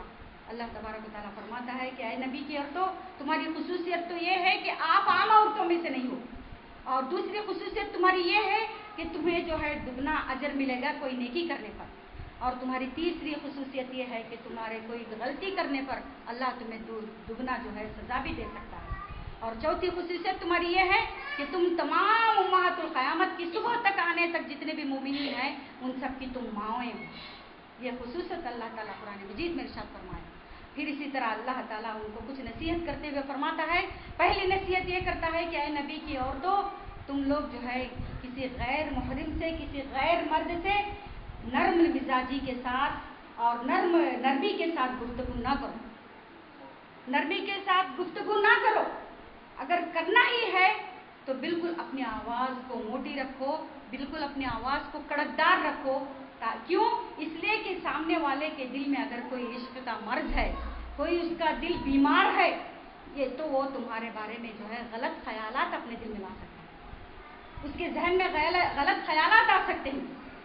यहाँ पर खिताब तो उम्महातुल मोमिनीन के लिए है, लेकिन अल्लाह ताला इस आयत को, इस नसीहत को क़यामत की सुबह तक, अल्लाह का कलाम जब तक है इस दुनिया में, इस कायनात में, अल्लाह ताला ने सारी मोमिनात के लिए कह दिया कि जब भी कोई गैर मुहरिम तुम्हारे सामने आए तो तुम्हें अपनी बातों में लचक नहीं रखना चाहिए, अपनी बातों में नरमी नहीं रखना चाहिए, या फिर उससे बात करना ज़रूरी है समझ लिए हो तो उससे ऐसी कड़कदार आवाज़ में बात करो कि सामने वाला समझे कि पता नहीं क्या बेचारी क्यों गुस्से में, ऐसा समझना चाहिए। लेकिन हम जो है हमारा लहजा, हमारा अपनों से जो हम लड़ पड़ते हैं, अपनों से तो हम झगड़ पड़ते हैं, लेकिन गैर जब आता है तो हमारे अंदर सारी नरमी हमारे अंदर आती है, सारी नरमी हमारे अंदर आती है। तो अजीज़ सामियात, यहाँ पर कहने का मतलब ये है कि अल्लाह ताला ने यहाँ पर प्यारे नबी सल्लल्लाहु अलैहि वसल्लम की औरतों से खिताब है, लेकिन यहाँ पर पूरी उम्महातुल मोमिनीन के साथ साथ पूरी मोमिनात यहाँ पर खिताब हैं। इससे मुराद है कि वो भी जो है किसी गैर मुहरिम से बात ना करें, अगर करना ज़रूरी है, ज़रूरी हो गया है तो अपनी आवाज़ में लचक को पैदा ना करें, अपनी आवाज़ को भारी रखें। इसी तरह से वक़ुलना क़ौलन मारूफ़ा, बात जो है अच्छी होनी चाहिए। बात कैसी होनी चाहिए? अच्छी होनी चाहिए। बात में जो है झगड़ा नहीं, यानी कि कोई इंसान सामने आया है हमारे तो गाली गलौज दे के भगा दे रहे हैं, ऐसी बात नहीं, बल्कि हम जो आवाज़ निकाल रहे हैं वो सख्ती वाली होनी चाहिए, बात जो है गलत नहीं होनी चाहिए, अल्लाह ताला का फरमान है। फिर इसी तरह से अल्लाह तबारक व तआला दूसरा ये जो है दूसरी नसीहत प्यारे नबी सल्लल्लाहु अलैहि वसल्लम की उम्महात के लिए, प्यारे नबी सल्लल्लाहु अलैहि वसल्लम के अज़वाज के लिए दूसरी नसीहत करते हुए अल्लाह तबारक व तआला इरशाद फरमाता है। क्या इरशाद फरमाता है कि यार अल्लाह ताला कहता है कि वक़रना फ़ी बुयूतिकुन्ना वला तबर्रजना, वक़रना फ़ी बुयूतिकुन। दूसरी नसीहत क्या फरमाता है अल्लाह ताला कि ऐ नबी की औरतों, ऐ मुसलमान औरतों, करना फ़ी बुयूतिकुन, तुम लोग अपने घरों में रुकी रहो, अपने घरों में ठहरी रहो, ज़्यादा से ज़्यादा वक्त अपने घरों को दो। अपने घरों के अंदर कि कौन है? अपने शोहर हैं, अपने बच्चे हैं, अपने रिश्तेदार हैं, अपने सास हैं, ससुर हैं, जितने भी लोग हैं वो ऐसा समझो कि तुम्हारा दायरे कार तो कोई ऑफिस या कोई जो है बस स्टैंड या कोई फिल्मी जगह ऐसे वैसे रोड रास्ते नहीं है तुम्हारी, बल्कि तुम्हारा दायरे कार कौन सा है? तुम्हारे घर की चार दीवारी है। इसीलिए तुम उस अपने दायरे कार को, अपने मशगूलियत को, अपने काम को सरंजाम दो, तो तुम अपने घर की चार दीवारी में सरंजाम दो। तुम अपने औलाद की तरफ तवज्जो दो, अपने औलाद को बनाओ सिंगारो, या अपने शौहरों को उनकी खिदमत में रहो, तो यही तुम्हारे लिए मैदान जिहाद से कुछ कम नहीं। ये तुम्हारे लिए मैदान जिहाद से कुछ कम नहीं। प्यारे नबी सल्लल्लाहु अलैहि वसल्लम के पास एक सहाबिया आती हैं और कहती है, अल्लाह के रसूल सल्लल्लाहु अलैहि वसल्लम, मर्द हजरात ये जंग में जाते हैं, ये तलवार उठाते हैं, ये शहादत पाते हैं कि भाई किसी को कत्ल करते हैं और अल्लाह के कलीमे को बुलंद करने के लिए जिहाद करके अल्लाह के नज़दीक शहीद का मर्तबा पाते हैं और बगैर हिसाब किताब के जन्नत में चले जाते हैं। ऐ अल्लाह के नबी सल्लल्लाहु अलैहि वसल्लम, हम औरतों को क्या मिलेगा? ना हमें जिहाद करने के लिए इजाज़त है, ना हम कुछ और यानी बगैर मुहर्रम के हम कहीं जा ही नहीं सकते, तो हम क्या कर सकते हैं? उस वक्त प्यारे नबी सल्लल्लाहु अलैहि वसल्लम ने उन्हें कहा कि तुम जो है घर का काम काज जानती हो, अपने बच्चों को संभालना जानती हो, अपने शौहरों की इताअत और फरमाबरदारी जानती हो। तो उन्होंने कहा कि हाँ अल्लाह के रसूल सल्लल्लाहु अलैहि वसल्लम, इसके अलावा तो हम कुछ और नहीं करते। उस वक्त प्यारे नबी सल्लल्लाहु अलैहि वसल्लम ने फरमाया कि तुम्हारा जिहाद का मैदान यही है। एक मुजाहिद को जितना सवाब मिलता है, एक शहीद को जितना सवाब मिलता है जिहाद करने के बाद, उतना ही तुम जद्दोजहद करके अपनी औलाद की तरबियत से, अपने शौहरों की इताअत से और अपने जो है अपने घर की हिफाजत या अपने शौहरों के माल की हिफाजत करने से अल्लाह ताला तुम्हें उस दर्जे तक पहुँचाएगा। अल्लाहु अकबर, अल्लाहु अकबर। वो सहाबिया अल्लाहु अकबर कहती हुई इतना बड़ा दर्जा पाती हुई खुशी के साथ, हमारे खुशी के वो भी जो है लोगों के बीच में उम्मे शुरैक नामी औरत वो जाती हैं और अल्लाह के रसूल सल्लल्लाहु अलैहि वसल्लम के असहाब के पास, यानी आप या उनके साथियों के पास ये जो है खुशखबरी सुनाती हैं कि देखो आए और तो जो औरत अपने घर को जो है सब कुछ समझ लेती है, ये औरत जो है ये औरत शहादत के मर्तबे को पहुंच सकती है, एक शहीद के मर्तबे को पहुंच सकती है। ये इसका मैदान जिहाद यही है। इसी तरह से अल्लाह तबारक व तआला ने दूसरा हुक्म क्या दिया उम्महातुल मोमिनीन के लिए कि आए औरतों, आए मोमिनात, आए मोमिन औरतों, तुम लोग जो है करना फी बुयूतिकुन, तुम अपने घरों में ज़्यादा वक्त दो। तुम अपने घरों में ज़्यादा वक्त दोगी तो सबसे पहला फायदा क्या होगा? तो शौहरों की इताअत करने में कमी कोताही नहीं होगी, शौहरों की इताअत करने में कमी कोताही नहीं होगी। और दूसरा फायदा यह होगा कि आइंदा आने वाली नस्ल, जो तुम्हारी नस्लें होगी आइंदा आने वाली, उन नस्लों की नेक तरबियत कर सकोगी, उन नस्लों की नेक तरबियत कर सकोगी, उन्हें दीन से आशना कर सकोगी, उन्हें दीन समझा सकोगी, उन्हें दीन बता सकोगी, उन्हें दीन सिखा सकोगी। इसीलिए तुम लोग ज़्यादा से ज़्यादा वक्त अपने घरों को। फिर तीसरा हुक्म अल्लाह तबारक व तआला ने ये दिया, वला तबर्रजना तबर्रुजल जाहिलिय्यत। इस्लाम के आने से पहले, प्यारे नबी सल्लल्लाहु अलैहि वसल्लम इस्लाम को लाने से पहले उस वक्त का दौर जो था कि औरतें जो है बन सवर करके अपनी नुमाइश करते हुए दूसरों की ठंडक, अपना आंखों की ठंडक बंद करके अपने शौहर के साथ हाथ में हाथ डालकर निकलती हैं, जैसा कि आज हिंदू औरतें निकलती हैं। तो अल्लाह तबारक व तआला ने मोमिनात के लिए क्या कहा? वला तबर्रजना तबर्रुजल जाहिलिय्यतिल ऊला। आए मोमिन औरतों, तुम लोग जो है अपना बनाव सिंगार करके, अपना फैशन करके अपनों के साथ या खुद अकेली औरत गैरों की नज़र का निवाला मत बनो, गैरों की बुरी नज़र का निवाला मत बनो। तुम लोग जो है अपने अंदर अगर इतना ही निकलना ज़रूरी है, इतना ही निकलना ज़रूरी है, तो तुम अपने ऊपर क्या कर लो? युदनीना अलैहिन्ना मिन जलाबिबिहिन, अपने ऊपर चादर को ओढ़ लिया करो, अपने ऊपर बुर्खे को डाल लिया करो, अपने ऊपर जो है चादर ओढ़ लिया करो। इससे क्या फ़ायदा होगा कि ज़ालिका अदना युअरफ़ना फ़ला युज़ैन। इससे फ़ायदा यह होगा कि हाँ, जो भी इंसान या माशरे के जो भी गलत इंसान खड़े होंगे या माशरे के जो भी बदमाश किस्म के लड़के वहाँ पर खड़े होंगे, औबाश किस्म के लड़के खड़े होंगे, वो समझ जाएंगे कि हाँ नहीं, एक नेक औरत जा रही है, एक सालिहा औरत जा रही है, एक बाहया औरत जा रही है, उसको छेड़ना, उसको तंग करना ये हमारे बस की बात नहीं है। वो रुक जाएंगे, वो हट जाएंगे। तो अल्लाह तबारक व तआला ने क्या हुक्म दिया? तीसरा کہ تم لوگ جو ہے ولا تبرجنا، اے نبی کی عورتوں تم بناؤ سنگار کر کے نہ نکلو، تبرج الجاہلیت الاولیٰ، جیسے دور جاہلیت میں بناؤ سنگار کر کے باہر نکلا کرتی تھی ویسا تمہیں نکلنا نہیں ہے، تم اپنے گھروں میں زیادہ وقت دو۔ اللہ کے پیارے نبی صلی اللہ علیہ وسلم کیا فرماتے ہیں ایک حدیث میں کہ عورت جب تک اپنے گھر میں ہوتی ہے تو وہ اللہ کے حفظ و امان میں ہوتی ہے، اللہ کے حفظ و امان میں ہوتی ہے، اور جب باضابطہ سے ہی باہر نکلتی ہے تو اللہ کے پیارے نبی صلی اللہ علیہ وسلم فرماتے ہیں کہ استشرفہ شیطان اس کی طاق میں لگ بیٹھا رہتا ہے، اس کی گھات میں بیٹھا رہتا ہے کہ کب میں اس کو جو ہے غلط کام کی طرف لے جاؤں، کب میں اس کو غلط لوگوں کو اس کے پیچھے لگا دوں، کب میں اس کو شیطانی کام میں لگا دوں، اس کے دل میں شیطانی وسوسے آنا شروع ہو جاتے ہیں۔ جیسے ہی گھر چھوڑ کر کے باہر نکلتی ہے عورت تو وہاں پر شیطانی وسوسوں کا آنا یا شیطان کا ورغلانا یا دوسروں کو اس کے لیے شیطان کا ورغلانا شروع ہو جاتا ہے۔ اسی لیے الفاظ کو اللہ کے پیارے نبی صلی اللہ علیہ وسلم نے کیا فرمایا، استشرف شیطان، جب عورت گھر سے باہر نکلتی ہے تو شیطان اس کی گھات میں لگ جاتا ہے یا اس کے پیچھے لگ جاتا ہے کہ کب میں اس کو غلط راستے کی طرف لے جاؤں۔ تو عزیز میری مائیں بہنیں، انسان جب آپ شیطان کو دشمن مانتے ہو، دشمن سمجھتے ہو تو اس کو حقیقت میں دشمن سمجھو، یہ حقیقت میں ہمارا دشمن ہے، یہ ہمیں نیک اعمال کرنے نہیں دیتا، یہ ہمیں نیکیوں کی طرف جانے نہیں دیتا، یا ہم نیکی کی طرف ہمیں بڑھنے نہیں دیتا، یا ہمیں جو ہے اللہ کو راضی کرنے نہیں دیتا، اللہ کو خوش کرنے نہیں دیتا۔ چنانچہ جب ہمیں دشمن کہا گیا ہے تو ہمیں اسے دشمن ماننا چاہیے، دل و جان سے دشمن ماننا چاہیے کہ یہ ہمارا دشمن ہے، اور اسی طرح سے ہم اللہ کے احکامات کی پابندی کرنا ہے۔ تو عزیز مائیں بہنیں، اللہ تبارک و تعالیٰ نے کیا حکم دیا کہ تم جو ہے اپنے گھروں میں رہو اور دور جاہلیت کی طرح بناؤ سنگار کر کے نہ نکلو۔ یہ جو ہے اللہ کے پیارے نبی صلی اللہ علیہ وسلم کی ازواج مطہرات اس سے مخاطب تھی، لیکن یہ تلاوت کب تک ہوتی رہے گی؟ قیامت کی صبح تک یہ تلاوت ہوتی رہے گی انشاءاللہ، اور ہر مسلمان، ہر مومن کے لیے یہ ایک سبق ہوگا اور اس پر سب کو عمل کرنا ہوگا۔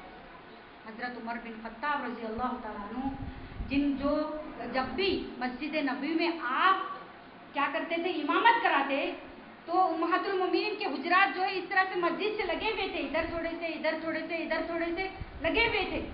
تو آپ جب یہ سورۃ الاحزاب کی ان آیتوں پر پہنچتے کہ یا نساء نبی یا نساء نبی یا نساء نبی کی جو جتنے بھی اس میں آیتیں آئی ہوئی ہے، ان آیتوں پر جب بھی پہنچتے تو عمر بن خطاب رضی اللہ تعالیٰ عنہ ان کی آواز بلند کرتے تھے، زور سے پڑھتے تاکہ تمام امہات المومنین کے کانوں میں یہ بات جائے اور وہ عمل میں جو ہے تیز ہوں، اور دوسری مومنات عورتوں کے لیے، دوسری مومنہ عورتوں کے لیے یہ نمونہ بن جائیں۔ اسی لیے وہ تیز آواز سے جو عمر بن خطاب رضی اللہ تعالیٰ عنہ تیزی سے اس کو پڑھا کرتے تھے۔ تو عزیز سامعات، یہ امہات المومنین جن کو اللہ تعالیٰ نے ہمارے لیے نمونہ بنایا ہے، جن کی سیرتوں کو ہمارے لیے اللہ تعالیٰ نے نمونہ بنایا ہے، یہ ان کی زندگی آپ پڑھ کر دیکھیے کہ انہوں نے اپنے آپ کو دنیا کے لیے قربان کر دیا تھا، دنیا کے لیے اپنے آپ کو ختم کر دیا تھا۔ ان کی زندگی میں دنیا کوئی نام کی چیز نہیں تھی، دنیا نام کی کوئی چیز نہیں تھی۔ اللہ کے پیارے نبی صلی اللہ علیہ وسلم جب آپ مدینہ چلے گئے، وہاں پر جنگیں ہوئی، فتوحات ہوئے، کئی جنگیں ہونے کے بعد کئی جنگوں میں آپ صلی اللہ علیہ وسلم کو فتح اور کامیابی حاصل ہوئی، تو کئی مال غنیمت آنے لگی، کئی سامان آنے لگا۔ اللہ کے پیارے نبی صلی اللہ علیہ وسلم اس کو انصار اور مہاجرین میں بانٹ دیتے تھے، تو ان کی عورتیں جو ہے ان کے حالات درست ہونے لگے، کچھ پہننے لگے، اوڑھنے لگے، ماشاءاللہ پہلے کی جیسی زندگی نہ رہی، ان کے اندر خوشیاں آنے لگی۔ تو یہ سب امہات المومنین نے جب دیکھا، آپ صلی اللہ علیہ وسلم کی 11 بیویاں، جب انہوں نے یہ دیکھا کہ ہمارے سے زیادہ یہ لوگ خوش ہیں، تو ان کے بھی دل میں دنیا جاگ اٹھی۔ ایک مرتبہ پیارے نبی صلی اللہ علیہ وسلم سے مطالبہ کر بیٹھی کہ اللہ کے نبی صلی اللہ علیہ وسلم، جس طرح سے آپ دوسری عورتوں کو دیتے ہیں، ہمیں بھی جو ہے آپ ہمارے لیے سال کا خرچ ایک ہی بار دے دیتی تو ہمیں بس نہیں ہوتا، ہمیں اور چاہیے، ہمیں اور چاہیے۔ تو اس وقت پیارے نبی صلی اللہ علیہ وسلم 1 مہینہ آپ نے کسی سے کلام نہیں کیا، کسی عورت سے آپ نے کلام نہیں کیا۔ اس وقت اس کے بعد اللہ تبارک و تعالیٰ نے پورے 1 مہینے کے بعد آسمان سے وحی اتارا، آسمان سے اللہ تبارک و تعالیٰ نے یہ فیصلہ کیا۔ کیا فیصلہ کیا؟ یا ایھا النبی قل لازواجک، اے اللہ کے نبی صلی اللہ علیہ وسلم آپ اپنی بیویوں سے کہہ دیجئے، ان کنتن الحیات الدنیا وزینتہا فتعالین، اے اللہ کے نبی صلی اللہ علیہ وسلم آپ اپنے عورتوں سے بلائیے اور ان سے کہیے کہ اگر تمہیں دنیا اور اس کی زینت چاہیے، دنیا اور اس کے لہو و لعب چاہیے، دنیا اور اس کی دنیا کی خوشنودی چاہیے تو فتعالین، آؤ میں تمہیں دے دوں، فَأُمَتِّعُكُنَّ وَأُسَرِّحُكُنَّ سَرَاحًا جَمِيلًا، آؤ میں دنیا کا تمہیں جتنا سامان چاہیے دے دوں اور میں تمہیں لے جا کر کے تمہارے ماں باپ کے گھر میں چھوڑ کر آؤں، میں طلاق دے کر کے تمہیں تمہارے ماں باپ کے گھر میں چھوڑ کر آؤں۔ اگر ایسا نہیں ہے وَإِن كُنتُنَّ، اگر تم یہ چاہتی ہو اللہ اور اس کا رسول تمہیں چاہیے اور آخرت کا گھر چاہیے، تو اے نبی کی عورتوں، اللہ تعالیٰ نے کل قیامت کے دن کل محشر میں تمہارے لیے بہترین اجر تیار کر کے رکھا ہے، تمہارے لیے بہترین عمدہ اجر تیار کر کے رکھا ہے۔ اس وقت اللہ کے پیارے نبی صلی اللہ علیہ وسلم اس آیت کو سب سے پہلے مائی عائشہ رضی اللہ تعالیٰ عنہا کو بلاتے ہیں، بلا کر جو ہے یہ آیت پڑھ کر سناتے ہیں، یہ آیت پڑھ کر سناتے ہیں، پھر کہتے ہیں کہ اے عائشہ تم جاؤ اپنے والدین سے مشورہ کر کے آؤ کہ دیکھو کہ میں پیارے نبی صلی اللہ علیہ وسلم کو، اللہ اور اس کے رسول کو چاہوں، آخرت کے گھر کو چاہوں یا پھر دنیا کو چاہوں، یہ تم اپنے ماں باپ سے جا کے مشورہ کر کے آؤ۔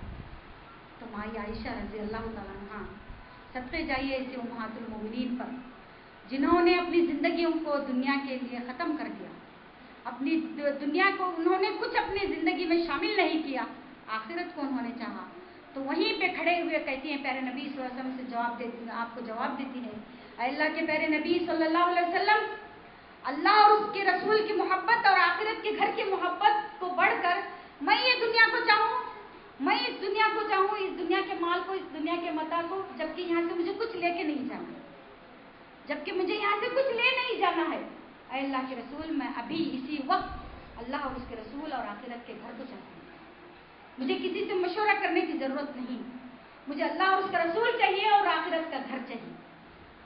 تو اس وقت تمام امہات المومنین نے جب مائی عائشہ رضی اللہ تعالیٰ عنہا کا یہ جواب سنا تو ساروں نے ایک گٹ ہو کر، ایک آواز ہو کر کے یہی کہا کہ اللہ کے رسول، ہمیں اللہ اور اس کا رسول چاہیے اور آخرت کا گھر چاہیے۔ اللہ اکبر! کیا ایسی عورتیں ہمارے لیے نمونہ نہیں بن سکتی؟ کیا ایسی عورتوں کی سیرت ہمارے لیے نمونہ نہیں بن سکتی جنہوں نے دنیا کو قربان کر دیا؟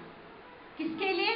آخرت کے لیے، اپنے آخرت کے گھر کے لیے، کہ وہاں کی زندگی ہمیشہ کی زندگی، وہاں کی زندگی جو ہے ہمیشہ رہنے والی زندگی، اس زندگی کے لیے اس معمولی سی زندگی کو، اس جو ہے اجنبی زندگی کو، اس جو ہے عارضی زندگی کو انہوں نے قربان کر دیا۔ عزیز سامعین، اگر ہم ان امہات المومنین کے کارناموں کو پڑھیں گے، ان امہات المومنین کے کارناموں کو پڑھیں گے تو سب سے بڑا کارنامہ ان کا زندگی میں یہ ہے کہ اللہ کے پیارے نبی صلی اللہ علیہ وسلم جب دنیا پورے اندھیرے میں چلی گئی تھی، جہنم کے دہانے پر کھڑی تھی، جہنم کے کنارے پر کھڑی تھی، پوری دنیا میں شرک و بدعت، کفر و ضلالت، گمراہی کے اندھیرے میں ڈوب گئی تھی پوری دنیا، تو اللہ تبارک و تعالیٰ نے آپ کو، اپنے حبیب کو اس دنیا میں بھیجنا پڑا، آپ کو نبی بنا کر، رسول بنا کر اللہ تعالیٰ کو اس دنیا میں بھیجنا پڑا۔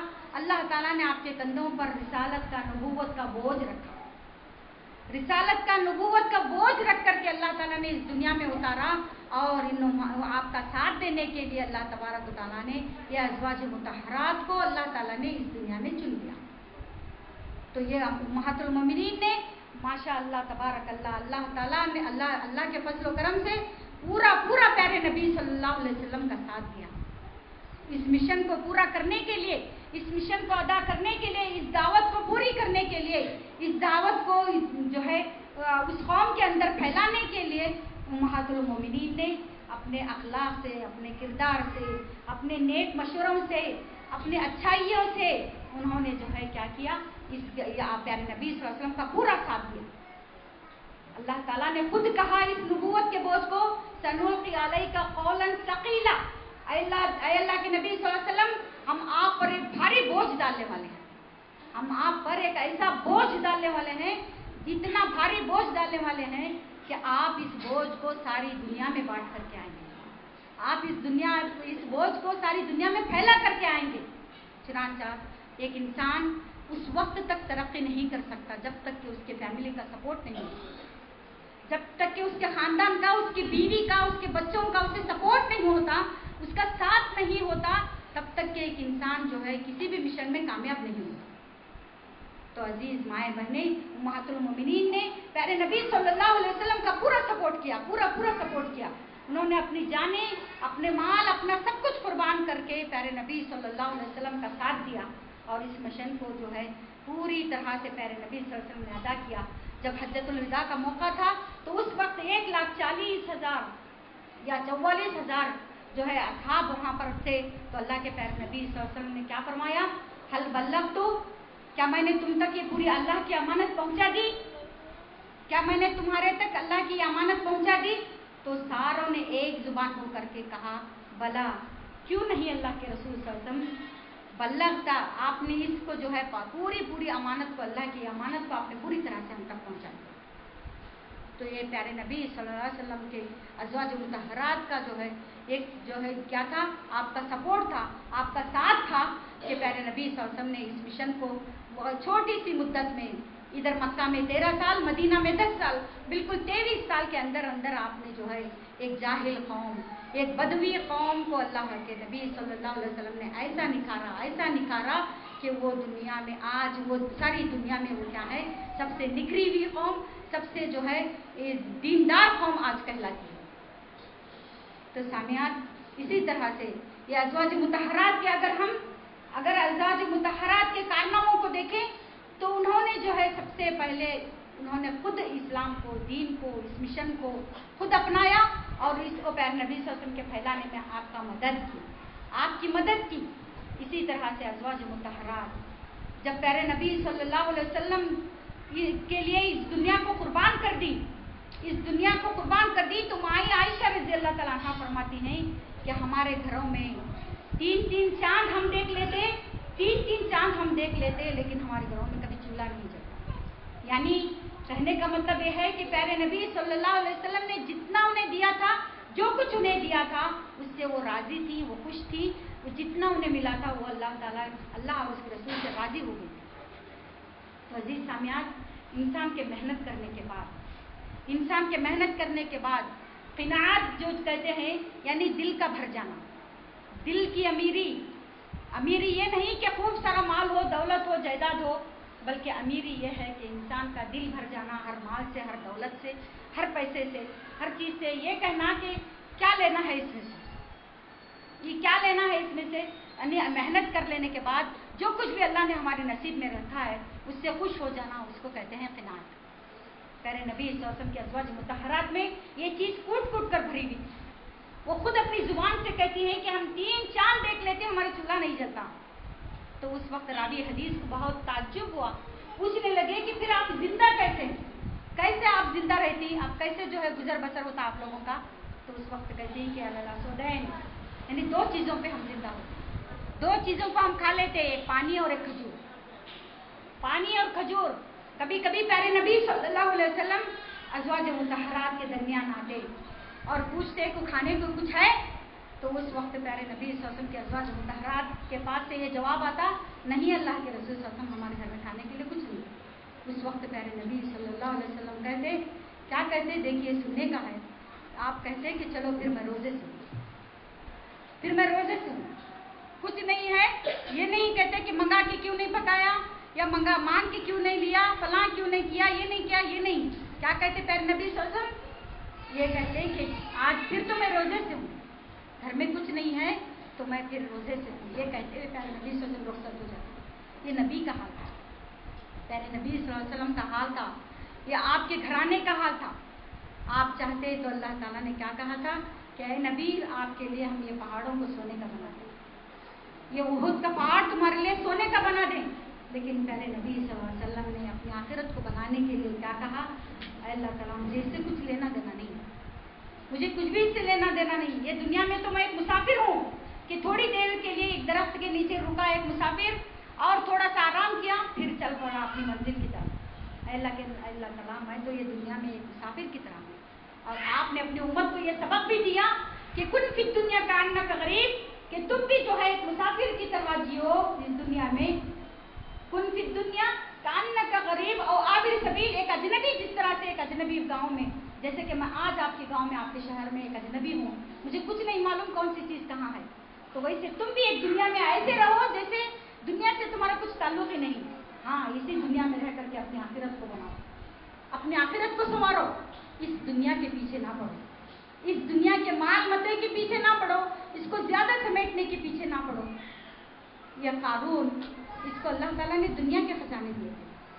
قرآن میں آتا ہے کہ اس کے خزانوں کی صرف چابیاں اٹھانے کے لیے ایک بہت بڑی جماعت تھی، ایک بہت بڑی جماعت جو ہے صرف اس کے روموں کو ڈالے ہوئے تالے، ان کی چابیاں اٹھانے کے لیے ایک بہت بڑی جماعت جو ہے اس نے رکھا ہوا تھا کہ وہ صرف چابیاں اٹھا کر کے گھما پھرا کرتی تھی۔ ایک بار اس کو شوق چڑھا، کیا شوق چڑھا کہ میری مال دولت، میرا حسب نسب جو بھی ہے آج میں دکھاؤں گا ساری دنیا کو۔ تو اس نے کیا کیا، اپنے نوکروں کو حکم دیا کہ وہ جو ہے کیا کریں، لے کے نکل جائیں۔ وہ ساری نمائش کے لیے، سارا سجانے کے لیے کہا، اپنے گھوڑوں کو، اپنے جتنے بھی اونٹوں کو، جو بھی تھے اس کے لشکر میں، وہ سارے کے سارے نکال کر کے، سارے سونے چاندی کو، خزانوں کے سمیت وہ نکلا نمائش کرنے کے لیے۔ اللہ تعالیٰ اس کا نقشہ ایسے کھینچا ہے کہ اس نے بہت فخر والا لباس پہن کر کے، بہت ہی عمدہ لباس پہن کر کے، اپنی کنگھیوں، اپنے سر میں کنگھی کر کے، بڑی نمائش کرتے ہوئے جو ہے اس نے اپنے قوم والوں کے سامنے نکلا۔ تو اللہ کہنے والوں نے اس میں سے دو گروپ ہو گئے وہاں پر، ایک علم والے بھی تھے، ایک جاہل قسم کے بھی لوگ تھے جو دنیا کو چاہتے تھے۔ تو علم والے تھے تو وہ سمجھانے لگے اس کو، کیا کہہ کر سمجھانے لگے کہ دیکھ ایسے نہ اترایا کر، تیری دولت پر، تیری اس پر نہ اترا کر، اللہ تعالیٰ نے تجھے دیا ہے تو اس دولت کو تو اللہ کے بندوں پر خرچ کر، اللہ نے تجھے کچھ دیا ہے تو اس دولت کو تو اللہ کے بندوں پر خرچ کر۔ تو وہ کہنے لگا کہ ایسا نہ کہو کہ یہ اللہ نے مجھے دیا ہے، میں نے جو ہے یہ کچھ اپنی محنت سے، اپنے جو ہے اپنی محنت، اپنے لگن، اپنے علم سے میں نے اس کو حاصل کیا ہے، یہ کیسے ہو سکتا ہے کہ اللہ نے مجھے دیا ہے؟ تو ان لوگوں نے تب جواب دیا کہ ایسے نہ اترایا، اللہ کو فخر کرنے والے، ایسا اترانے والے اللہ کو بالکل پسند نہیں۔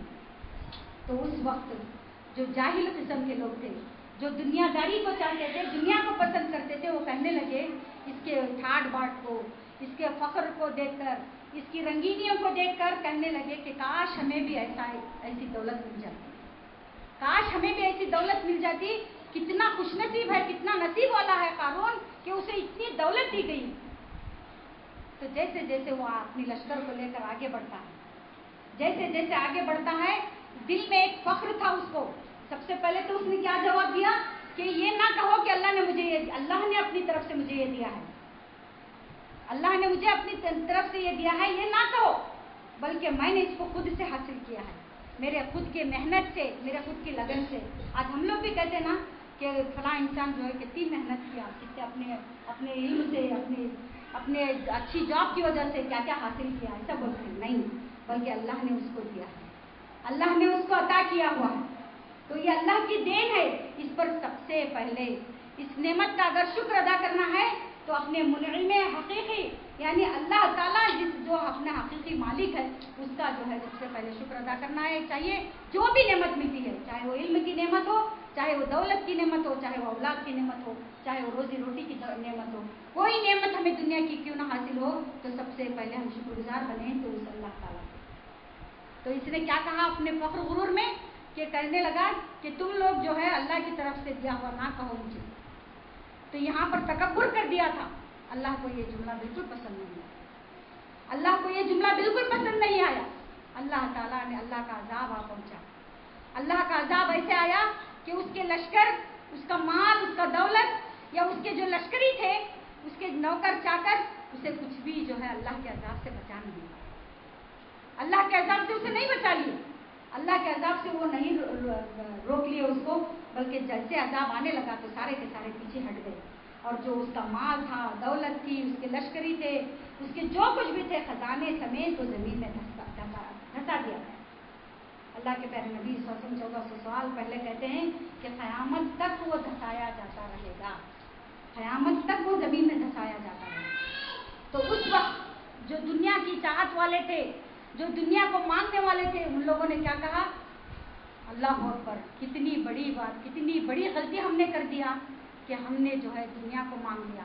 اللہ سے ہم توبہ کرتے ہیں، اے اللہ تعالیٰ تیرا شکر ہے کہ تو نے ہم کو یہ نہیں دیا۔ کیا کہنے لگے؟ اے اللہ تعالیٰ تیرا شکر ہے کہ تو نے ہم کو نہیں دیا، ورنہ ہم بھی کیا ہو جاتے، قارون کے ساتھ ہم بھی جو ہے زمین میں دھسا دیے جاتے۔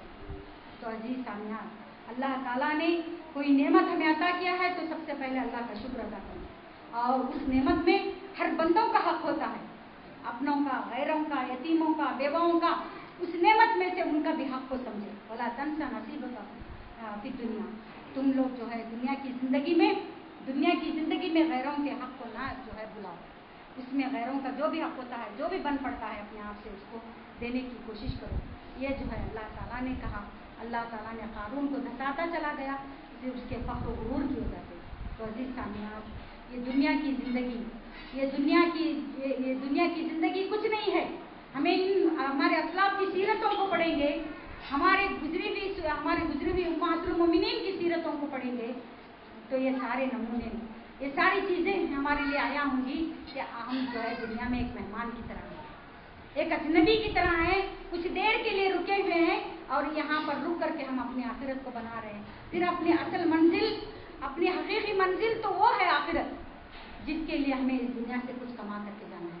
تو عزیز سامعین، ان امہات المومنین کی سیرتوں کو پڑھنا، پڑھانا، اس کو عام کرنا اس لیے بھی ضروری ہے کہ یہ امہات المومنین، یہ وہ امہات المومنین ہیں جنہوں نے پیارے نبی صلی اللہ علیہ وسلم کی زندگی کو دو حصوں میں بانٹا گیا، ایک دنیا کی زندگی، ایک جو ہے باہر کی زندگی، اور ایک گھریلو زندگی۔ تو گھریلو زندگی کی پوری تفسیر، گھریلو زندگی کا ایک ایک نمونہ ان امہات المومنین نے جو ہے امت کے سامنے پیش کیا ہے۔ یہ اپنے شرم و حیا کو باقی رکھتے ہوئے، اپنے شرم و حیا کے حد میں رہتے ہوئے انہوں نے جو ہے پیارے نبی صلی اللہ علیہ وسلم کی پوری عادی زندگی کو، یعنی گھریلو زندگی کو امہات المومنین نے ہم تک اس کو پہنچایا۔ یہ امانت ہے، یہ اللہ کی امانت تھی۔ اللہ تعالیٰ نے خود ان کو حکم دیا تھا کہ اے نبی کی عورتوں، تمہارے گھر کے اندر جو تلاوت کی جاتی ہے، جو کچھ تمہارے گھر کے اندر کیا جاتا ہے، نبی کی زندگی کو تمہیں مومنین کے سامنے پیش کرنا ہے، نبی کی زندگی کو مومنوں کے سامنے پیش کرنا ہے، اے نبی کی عورتوں۔ تو اللہ تعالیٰ نے اگر کوئی ایک عورت بولتی، آپ صلی اللہ علیہ وسلم صرف ایک عورت سے شادی ہوتے، ایک عورت بولتی تو پوری دنیا اس کو نہیں مانتی، لیکن اللہ تبارک و تعالیٰ کی مصلحت دیکھیے کہ اللہ تعالیٰ نے آپ کی زندگی میں 11 بیویاں دی، 11 بیویاں دی، تو ان 11 بیویوں نے بھی الحمدللہ ثم الحمدللہ پیارے نبی صلی اللہ علیہ وسلم کی شریعت کو، پیارے نبی صلی اللہ علیہ وسلم کی ایک ایک سنت کو، جو انسان بولنے سے شرماتا ہے، اگر وہ شرماتی اس وقت تو ہم تک جو ہے حقیقت نہیں کھلتی، ہم تک صحیح علم، شریعت کا صحیح علم نہیں آتا۔ تو انہوں نے جو ہے کما حق ہو، جس امانت کو، اللہ تعالیٰ کی امانت کو اللہ تعالیٰ کے بندوں تک انہوں نے پہنچایا، الحمدللہ۔ تو پیارے نبی صلی اللہ علیہ وسلم کو دین کو، شریعت کو پھیلانے میں امہات المومنین کا بھی بڑا ساتھ ہے۔ تو عزیز سامعین، یہ امہات المومنین، اللہ تعالیٰ نے ان کو نمونہ بنایا۔ یہ وہ امہات المومنین ہیں جن کو اللہ نے ہمارے لیے نمونہ بنایا۔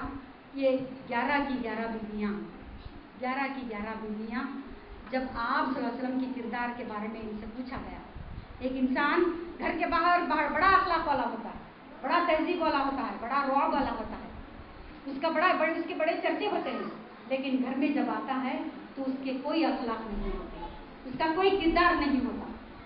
لیکن پیارے نبی صلی اللہ علیہ وسلم کے اخلاق و کردار کو دیکھیے۔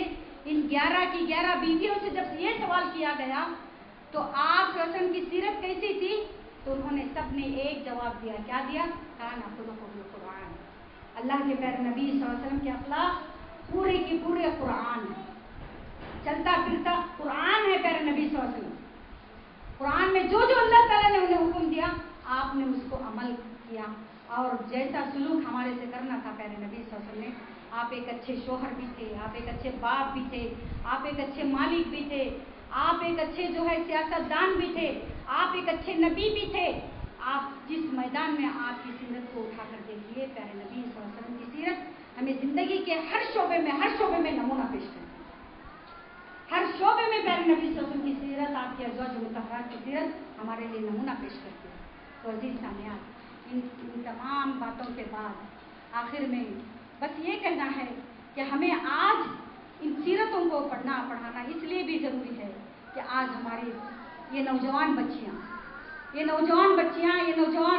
ये नई नई माएँ, ये नई नई बेटियाँ हमारी, ये जो है क्या है, आज दुनिया से बिल्कुल राग़िब हो गई, बिल्कुल जो है मबहूत हो गई है इस दुनिया की ज़िंदगी से। इतना खुश हो गई है, ये समझ लिए इन्होंने कि ये दुनिया की ज़िंदगी ही सब कुछ है, ये दुनिया ही सब कुछ है। अभी अभी बच्ची ने एक तकरीर में अपने वो आयशा नाम की लड़की के बारे में कहा, हम नहीं जानते कि वो सही की गलत की, लेकिन गलत की क्यों? इसलिए कि शरीयत जो है कई चीज़ें, शरीयत ने जो है कई चीज़ों में गुंजाइश पेश करती है। अगर तुझे दुनिया की ज़िंदगी तंग हो रही है, तुम्हारा मियाँ बीवी का झगड़ा है, तो शरीयत उसे हुक्म देती है, लड़के को ये हुक्म देती है कि तू जो है तलाक दे सकता है। अगर तू बीवी से तंग है तो तू तलाक दे सकता है। लड़की को ये हुक्म देती है कि तू शोहर से अगर तंग है तो तू खुला ले सकती है। यहाँ अल्लाह ताला ने रास्ते बनाए। अगर हमें शरीयत का बिल्कुल इल्म ही नहीं है, हम शरीयत को जानते ही नहीं हैं, तो तब ये कदम उठाते हैं। तो अजीज़ माएँ बहनें, हमें यहाँ पर अपनी ये न्यू जनरेशन के लिए, ये नई हमारी जो जनरेशन नस्ल आ रही है, इनके लिए हमारे लिए बिल्कुल अहम है, बिल्कुल ज़रूरी है कि हम इनके सामने प्यारे नबी सल्लल्लाहु अलैहि वसल्लम की सीरत को, आपके अज़वाज की, आपके असहाब की सीरतों को पढ़ें और पढ़ाएं, इनकी सीरतों को सामने रखें और शरीयत की तालीम, इस हद तक हम शरीयत की तालीम दें कि कम अज़ कम उन्हें ये समझ में आए कि कौन सी चीज़ हलाल है, कौन सी चीज़ हराम है, और एक वाहिद अल्लाह की इबादत के लिए क्या ज़रूरी है, क्या नहीं है, ये सब कुछ जो है हमें समझाने की, पढ़ाने की ज़रूरत है आज की हमारी औलाद को। वरना हम तो जो है क्या है, कोरे रह गए। अगर हम अपने औलाद को भी दीन से बेगाना करके चले गए, अगर हम अपने औलाद को दीन से कोरे बना के चले गए, तो ये दिन दूर नहीं है कि यह काफिर कौम, ये मुशरिक कौम हमको भी जो है बेदीन बना दे, हमको भी बेदीन बना दे। अभी पिछले साल हमने देखा 2020 कितना मुश्किल साल गया, कितनी परेशानियों का साल गया, खास करके उम्मत मुस्लिमा के लिए, खास करके उम्मत मुस्लिमा के लिए कितना मुश्किल साल था। कैसे कैसे तरह तंग किया गया, किस किस हालत से, किन किन मसाइल से दो चार किया गया। तो अभी अजीज माएँ बहनें, अभी हो सकता है ये अल्लाह की आजमाइश ही समझिए कि अल्लाह ताला ने इन जाबिरों को, इन जालिमों को उस वक्त मुसल्लत करता है जब किसी कौम के अंदर दीनी बेदारी नहीं होती। जब किसी कौम के अंदर दीनी बेदारी नहीं होती, दुनिया की उनके अंदर मोहब्बत आ जाए, तो ऐसे जालिम हम पर मुसल्लत हो जाते हैं, तरह तरह के कानून लाकर बैठ जाते हैं, तरह तरह का जुल्म हम पर करते हैं। तो अजीज़ माएँ बहनें, आज ही से, अभी से हमारी औलाद को दीन के लिए, शरीयत के लिए, शरीयत के इल्म के लिए, दीनी इल्म के लिए तैयार कीजिए। हाँ, आप डॉक्टर बना रहे हैं, इंजीनियर बना रहे हैं, जो भी बना रहे हैं, दुनिया का बड़े से बड़ा इंसान बना रहे हैं, ये बड़ी ही खुशखबरी की बात है, बड़ी ही खुशाइन बात है। लेकिन उसके साथ साथ आप एक सच्चा मोमिन मुसलमान भी बनाइए। अपने बच्चे को मदरसे से, मसाजिद से, मदरसे और मसाजिद की तालीम से जोड़िए। आप एक सच्चा मुसलमान, एक सच्चा मुसल्ली, एक सच्चा बेटा, एक दीनदार बेटा भी बनाइए, दुनियादार बनाने के साथ साथ। आप जहाँ दुनिया सिखा रहे हैं, वहाँ पे दीन की तरफ भी तवज्जो दीजिए। एक माँ ही होती है जो अपने औलाद को सही दीन सिखा सकती है। एक माँ ही होती है जो अपने औलाद की सही रहनुमाई कर सकती है। जब एक माँ अपने औलाद के लिए वक्त देगी, उसके लिए वक्त निकालेगी, अपने वक्त की कुर्बानी देगी, अपनी नींद की कुर्बानी देगी, तो हो सकता है कल ये इंशाल्लाह हमारी औलाद एक दीनदार रहनुमा की शक्ल में निखर करके बाहर आए। तो अजीज मेरी माएँ बहनें, मैं आपकी छोटी हूँ या बड़ी बहन हूँ, लेकिन आपसे दरख्वास्त करती हूँ कि अपने औलाद की तरफ तवज्जो दें, अपनी औलाद को बेदीन ना छोड़ करके जाएं, उनकी दीनदारी की तरफ तवज्जो दें। ये दुनिया की दौलत हम समेटते रहेंगे, ये दुनिया की दौलत यहीं पे छोड़कर हम चले जाएंगे। ये औलाद के लिए हम छोड़कर, ये दुनिया की दौलत छोड़कर चले गए, तो कल 2 से 4, 4 से 6 जब ये बच्चे आपस में लड़ेंगे, एक दूसरे से खून बहा करेंगे, जो चाहे वो अपनी मर्जी से जैसे चाहे वो इस्तेमाल कर लेंगे, खत्म हो जाएगी ये दौलत।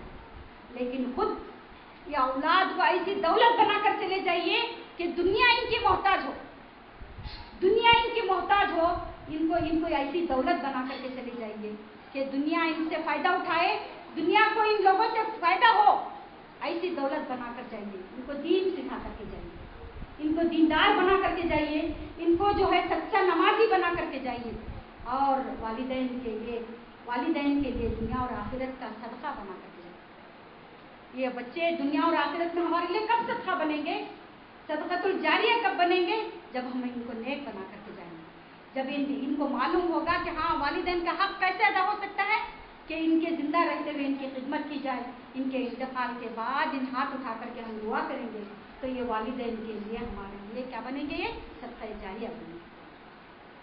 تو میری مائیں بہنیں, باتیں تو بہت ساری ہیں, کہنے کو جو ہے بہت ساری باتیں ہیں, لیکن الحمدللہ ثم الحمدللہ میں جہاں پر اپنے ذمہ داران کی شکر گزار ہوں, سب سے پہلے تو اللہ تبارک و تعالیٰ کی شکر گزار ہوں کہ اللہ تعالیٰ نے مجھے اور آپ کو اس کی توفیق بخشی کہ یہاں میں آپ کے بیچ میں آئی اور آپ کے پاس جو ہے کچھ باتیں کہی کا.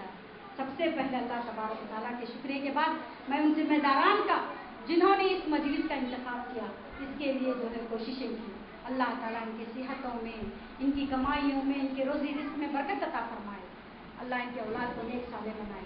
عزیز مائیں بہنیں, میں آپ کا بھی شکر گزار ہوں, آپ کی بھی میں شکر گزار ہوں کہ آپ نے اپنے قیمتی وقت کو قربان کر کے, اپنے قیمتی وقت کو اپنی تمام مشغولیات کو پیچھے رکھ کر کے آپ نے یہاں پر آئے اور دین کی باتوں کو سنا اور سنایا. سب سے پہلے میں اللہ تعالیٰ سے یہ دعا کرتی ہوں کہ اللہ مجھے کہنے والی کو سب سے عمل کی توفیق عطا فرما, سب سے پہلے مجھے عمل کی توفیق عطا فرما. اس کے بعد میں آپ کے لیے دعا گو ہوں کہ اللہ تعالیٰ ہم جتنے بھی یہاں پر بیٹھے ہیں ہم سب کو ان باتوں پر عمل کی توفیق عطا فرما. الہ العالمین, ہماری اس مجلس کے لیے جو جس مقصد کے لیے ہم اکٹھا ہوئے, اللہ اس مقصد کو پورا فرما, کل جنت الفردوس میں اسی طرح ہمیں جمع فرما. الہ العالمین, ہمارے مقصد میں کامیابی عطا فرما. الہ العالمین, ہمارے تمام گناہوں کو معاف فرما. الہ العالمین, ہمارے ظاہر میں ہمارے باطن میں جتنے بھی گناہ ہیں اللہ ان سارے گناہوں کی ہم معافی طلب کرتے ہیں. اللہ تعالیٰ ہم سب کی سبھی کوتاہیوں کو معاف فرما. الہ العالمین, ہمارے گناہوں کو معاف فرما. الہ العالمین, ہم سب کو نیک بنا, ہم سب کو ایک بنا. الہ العالمین, ہمارے اولاد کو نیک بنا, ہمارے اولاد کو صالح بنا, ہمارے اولاد کو ہمارے لیے صدقہ جاریہ بنا, دنیا میں بھی آخرت میں بھی. الہ العالمین, ہمیں سے جو مخروض ہیں ان کے قرض کی ادائیگی عطا فرما. اللہ ان کے غیب سے مدد فرما. الہ العالمین, ہمارے تمام گناہوں کو معاف فرما. الہ العالمین, ہم جتنے یہاں پر بیٹھے ہوئے ہیں اللہ تعالیٰ ہماری اس مجلس کو بابرکت مجلس بنا. الہ العالمین, ہمارے گناہوں کو معاف فرما. واقول قولی ھذا واستغفر اللہ. الہ العالمین, جو بے اولاد ہیں انہیں اولاد کی نعمت عطا فرما. الہ العالمین, جو بچیاں اب تک شادی کے انتظار میں ہیں, اپنے جوڑے کے انتظار میں, اللہ تعالیٰ انہیں نیک سے نیک جوڑے عطا فرما. الہ العالمین, ہمارے تمام گناہوں کو معاف فرما. ربنا تقبل منا انک انت السمیع العلیم وتب علینا انک انت التواب الرحیم. وصلی اللہ تعالی علی نبی. عزیز سامعین, یہاں پر کچھ جو ہے ذمہ داران کی طرف سے کچھ باتیں آئی ہیں کہ سب سے پہلا تو یہ تھا کہ موجودہ حالت میں جو ہے نکاح کرنا ہے, تو کیوں نہ ہماری نکاح کو سنت کے مطابق ہم کریں. تو سنت کے مطابق کریں گے تو الحمدللہ ثم الحمدللہ ڈبل اجر ملے گا. کتنا اجر ملے گا؟ دوبارہ اجر ملے گا. کہ ایک تو ہم شادی کر رہے ہیں سنت کے مطابق, سنت کے مطابق یعنی پیارے نبی صلی اللہ علیہ وسلم نے نکاح کر کے لے گئے اور آپ نے ولیمہ کیا اور دعوت جو دی ولیمے کی دعوت دی. پیارے نبی صلی اللہ علیہ وسلم نے دعوت جو کی ولیمے کی دعوت کی, شادی کی دعوت نہیں. سنت کا نکاح, سنت کے مطابق نکاح کس کو کہتے ہیں کہ وہ نکاح جس میں جو ہے کم خرچ, وہ نکاح جس میں کم خرچ ہو, لوگوں کو دکھانے کے لیے نہیں, لوگوں کی واہواہی حاصل کرنے کے لیے نہیں, بلکہ اس نیت سے نکاح کیا جائے کہ ہم سنت پر عمل کریں گے, اس سنت کو ادا کریں گے. یہ بڑی سے بڑی سنت جب ادا ہو جائے گی تو کل اللہ کے یہاں ہم اجر عظیم ہمیں ملے گا. یہ سوچ کر جس نے نکاح کیا اور کم خرچ میں کیا تو یہ سنت کے مطابق نکاح ہوگا. اگر کسی نے شہرت حاصل کرنے کے لیے یا پھر یہ سوچ کر کے کہ معاشرے کے اندر بھی میرا بڑا نام ہے اور میں پیسے والا ہوں, میں جتنا چاہے خرچ کر سکتا ہوں, تو آپ نے جو ہے یہ اپنی شہرت کے لیے کیا, آپ نے دکھاوے کے لیے کیا ہے یہ سب کچھ, تو اس پر اجر نہیں ملے گا، اس پر ثواب نہیں ملے گا، بلکہ اس پر ہو سکتا ہے اللہ تعالیٰ کل آپ کو قیامت کے دن پوچھے کہ تو نے یہ مال کہاں سے کمایا اور کیسے خرچ کیا، کل ہو سکتا ہے اس پر سوال ہو۔ چنانچہ ہمیں ایسے چیزوں سے بچنا ہے، کوشش کرنا ہے۔ عزیز میری مائیں بہنیں، آپ لوگ ایک قدم آگے بڑھاؤ گے دین کی طرف، اللہ تعالیٰ 10 قدم آپ کے قریب آئے گا، آپ کی رہنمائی کرے گا، آپ کی مدد کرے گا۔ ہم کتنے ایسے ہیں کہ اپنے صرف معاشرے والوں کو خوش کرنے کے لیے، لوگوں کو خوش کرنے کے لیے فرض عام کر کے، یہاں تک کہ سود سے پیسہ نکال کر کے اپنے بیٹے بیٹیوں کی شادیاں کرتے ہیں۔ کتنی غلط بات ہے۔ ہم نے جو ہے اپنے اولاد کے لیے، اپنے غیروں کو کھلانے کے لیے، غیروں کو خوش کرنے کے لیے اپنی آخرت برباد کر رہے ہیں۔ اپنی آخرت میں اپنے آپ کو اللہ کے سامنے کھڑے ہونے کا مستحق بنا رہے ہیں۔ جب ہم کھڑے ہوں گے اللہ کے سامنے تو کیا منہ لے کر کھڑے ہوں گے؟ دنیا والوں کو ہم نے حرام کھلا کے گئے، ہم خود حرام کھائے، سود کا، لون کا پیسہ ہم، یا پھر کسی سنگا وغیرہ کا بیٹھ کر کے ہم پیسے اس سے جو ہے شادی بیاہ کر رہے ہیں، تو یہ غلط بات نہیں ہے؟ کل قیامت کے دن اللہ کے سامنے ہم کیا جواب دیں گے؟ چنانچہ ہم اپنی شادیوں کو سادہ کرنے کی کوشش کریں اور سنت کے مطابق کرتے ہوئے اللہ سے اجر کی امید رکھیں۔ اللہ تعالیٰ ہمیں سے اجر عطا کرے، انشاءاللہ ہمیں اجر عظیم سے نوازے گا اللہ۔ تو دوسری بات انہوں نے یہ کہا ہے کہ عیسائی مذہب کے ماننے والی عورتیں الحمدللہ، دیکھیے آپ پوری دنیا میں چھا گئی، وہ جگہ جگہ پر اپنی عیسائیت کا، یہاں تک کہ وہ اسکولوں کو نہیں چھوڑتی، یہاں تک کہ وہ اسکولوں میں تک جاتی ہیں اور جا کر کے چھوٹے چھوٹے بکلیٹ اپنے بنا کر وہ جو ہے لوگوں میں عام کرتی ہیں، اور اس کے بعد عیسائیت کو ایسا پیش کرتی ہیں کہ دنیا میں ایسا مانو کہ وہ صرف اور صرف وہی ایک مذہب ہے جو سچا ہے۔ عیسائیت کو عام کر رہی ہے۔ کیوں نہ ہم اپنے، جبکہ ہم حق پر ہیں، ہمارا دین اسلام، ان الدین عند اللہ الاسلام، اللہ کے نزدیک سب سے مقبول دین، سب سے سچا اور اچھا دین ہے تو وہ ہے دین اسلام۔ ہم یہ دین کے ماننے والے کیا کر رہے ہیں؟ ہم پیسہ جو ہے اپنے لباس کے لیے 6,000 8,000 خرچ کرتے ہیں، چھوٹے چھوٹے دیندار، چھوٹے چھوٹے دینی کتابیں بنانے کے لیے یا دینی بکلیٹ چھاپنے کے لیے 2,000 1,000 ہم خرچ کرتے ہیں۔ اس کو چھاپ کر کے غیروں کے بیچ میں، اپنوں کے بیچ میں، یا پھر غیر اقوام کے بیچ میں اس کو جو ہے کیا کر سکتے ہیں ہم پھیلا کر، یا پھر کوئی کسی کو اپنے اڑوس کو، پڑوس کو دوست بنا کر کے ہم اس کو جو ہے دین کی طرف لا سکتے ہیں۔ اس کی حقیقت بس اسی سے شروع کریں گے کہ تم جس بھگوان کو تم مانتے ہو وہ کیا حساب ہے، اس کا کیا مطلب ہے، وہ کیسے کر سکتے ہو، تم لوگ پوجا کس طرح سے کرتے ہو، اسی سے سوالات کرتے اپنی حقیقت تم بتا سکتے ہو، اپنے سچے دین کو پھیلا سکتے ہو۔ تو ہم اس طرح سے اپنے دین کو پھیلانے کی کوشش کریں۔ آج غیر مذاہب، دنیا کے سارے مذاہب جو مٹ چکے ہیں، جن کی کوئی حقیقت نہیں، جو حق پر نہیں ہے، لیکن وہ دین پھیلانے کے لیے ایسے ادیان جو ہے سر اٹھا کے کھڑے ہوئے ہیں، آج ساری دنیا میں پھیلائے جا رہے ہیں۔ تو عزیز مائیں بہنیں، آپ لوگ بھی کوشش کیجئے، جہاں آپ خود عمل کر رہی ہیں، یہ سوچئے کہ ایک کو بھی میں رہنمائی کروں گی، کل قیامت کے دن اللہ تعالیٰ مجھے اس کے ذریعے جنت میں داخل کرے گا، کل میں اس کے ذریعے جنت میں جا سکتی ہوں۔ تو ایک ایک انسان کے لیے بھی اگر کوشش کیا تو الحمدللہ آج جس یہ مجلس میں جتنے 100-150 کی تعداد میں بیٹھے ہوئے، انشاءاللہ 150 انسان دین کی طرف آ سکتے ہیں۔ تو عزیز مائیں بہنیں، یہ عیسائی مذہب، یہ ہندو مذہب، یہ جس قدر آج اس کا چرچا، اسلام کا جہاں پر چرچا ہو رہا ہے وہیں پہ یہ سارے دنیا کے ادیان بھی گھٹ کر کھڑے ہوئے ہیں، انہوں نے بھی سر پھیلایا ہوا ہے۔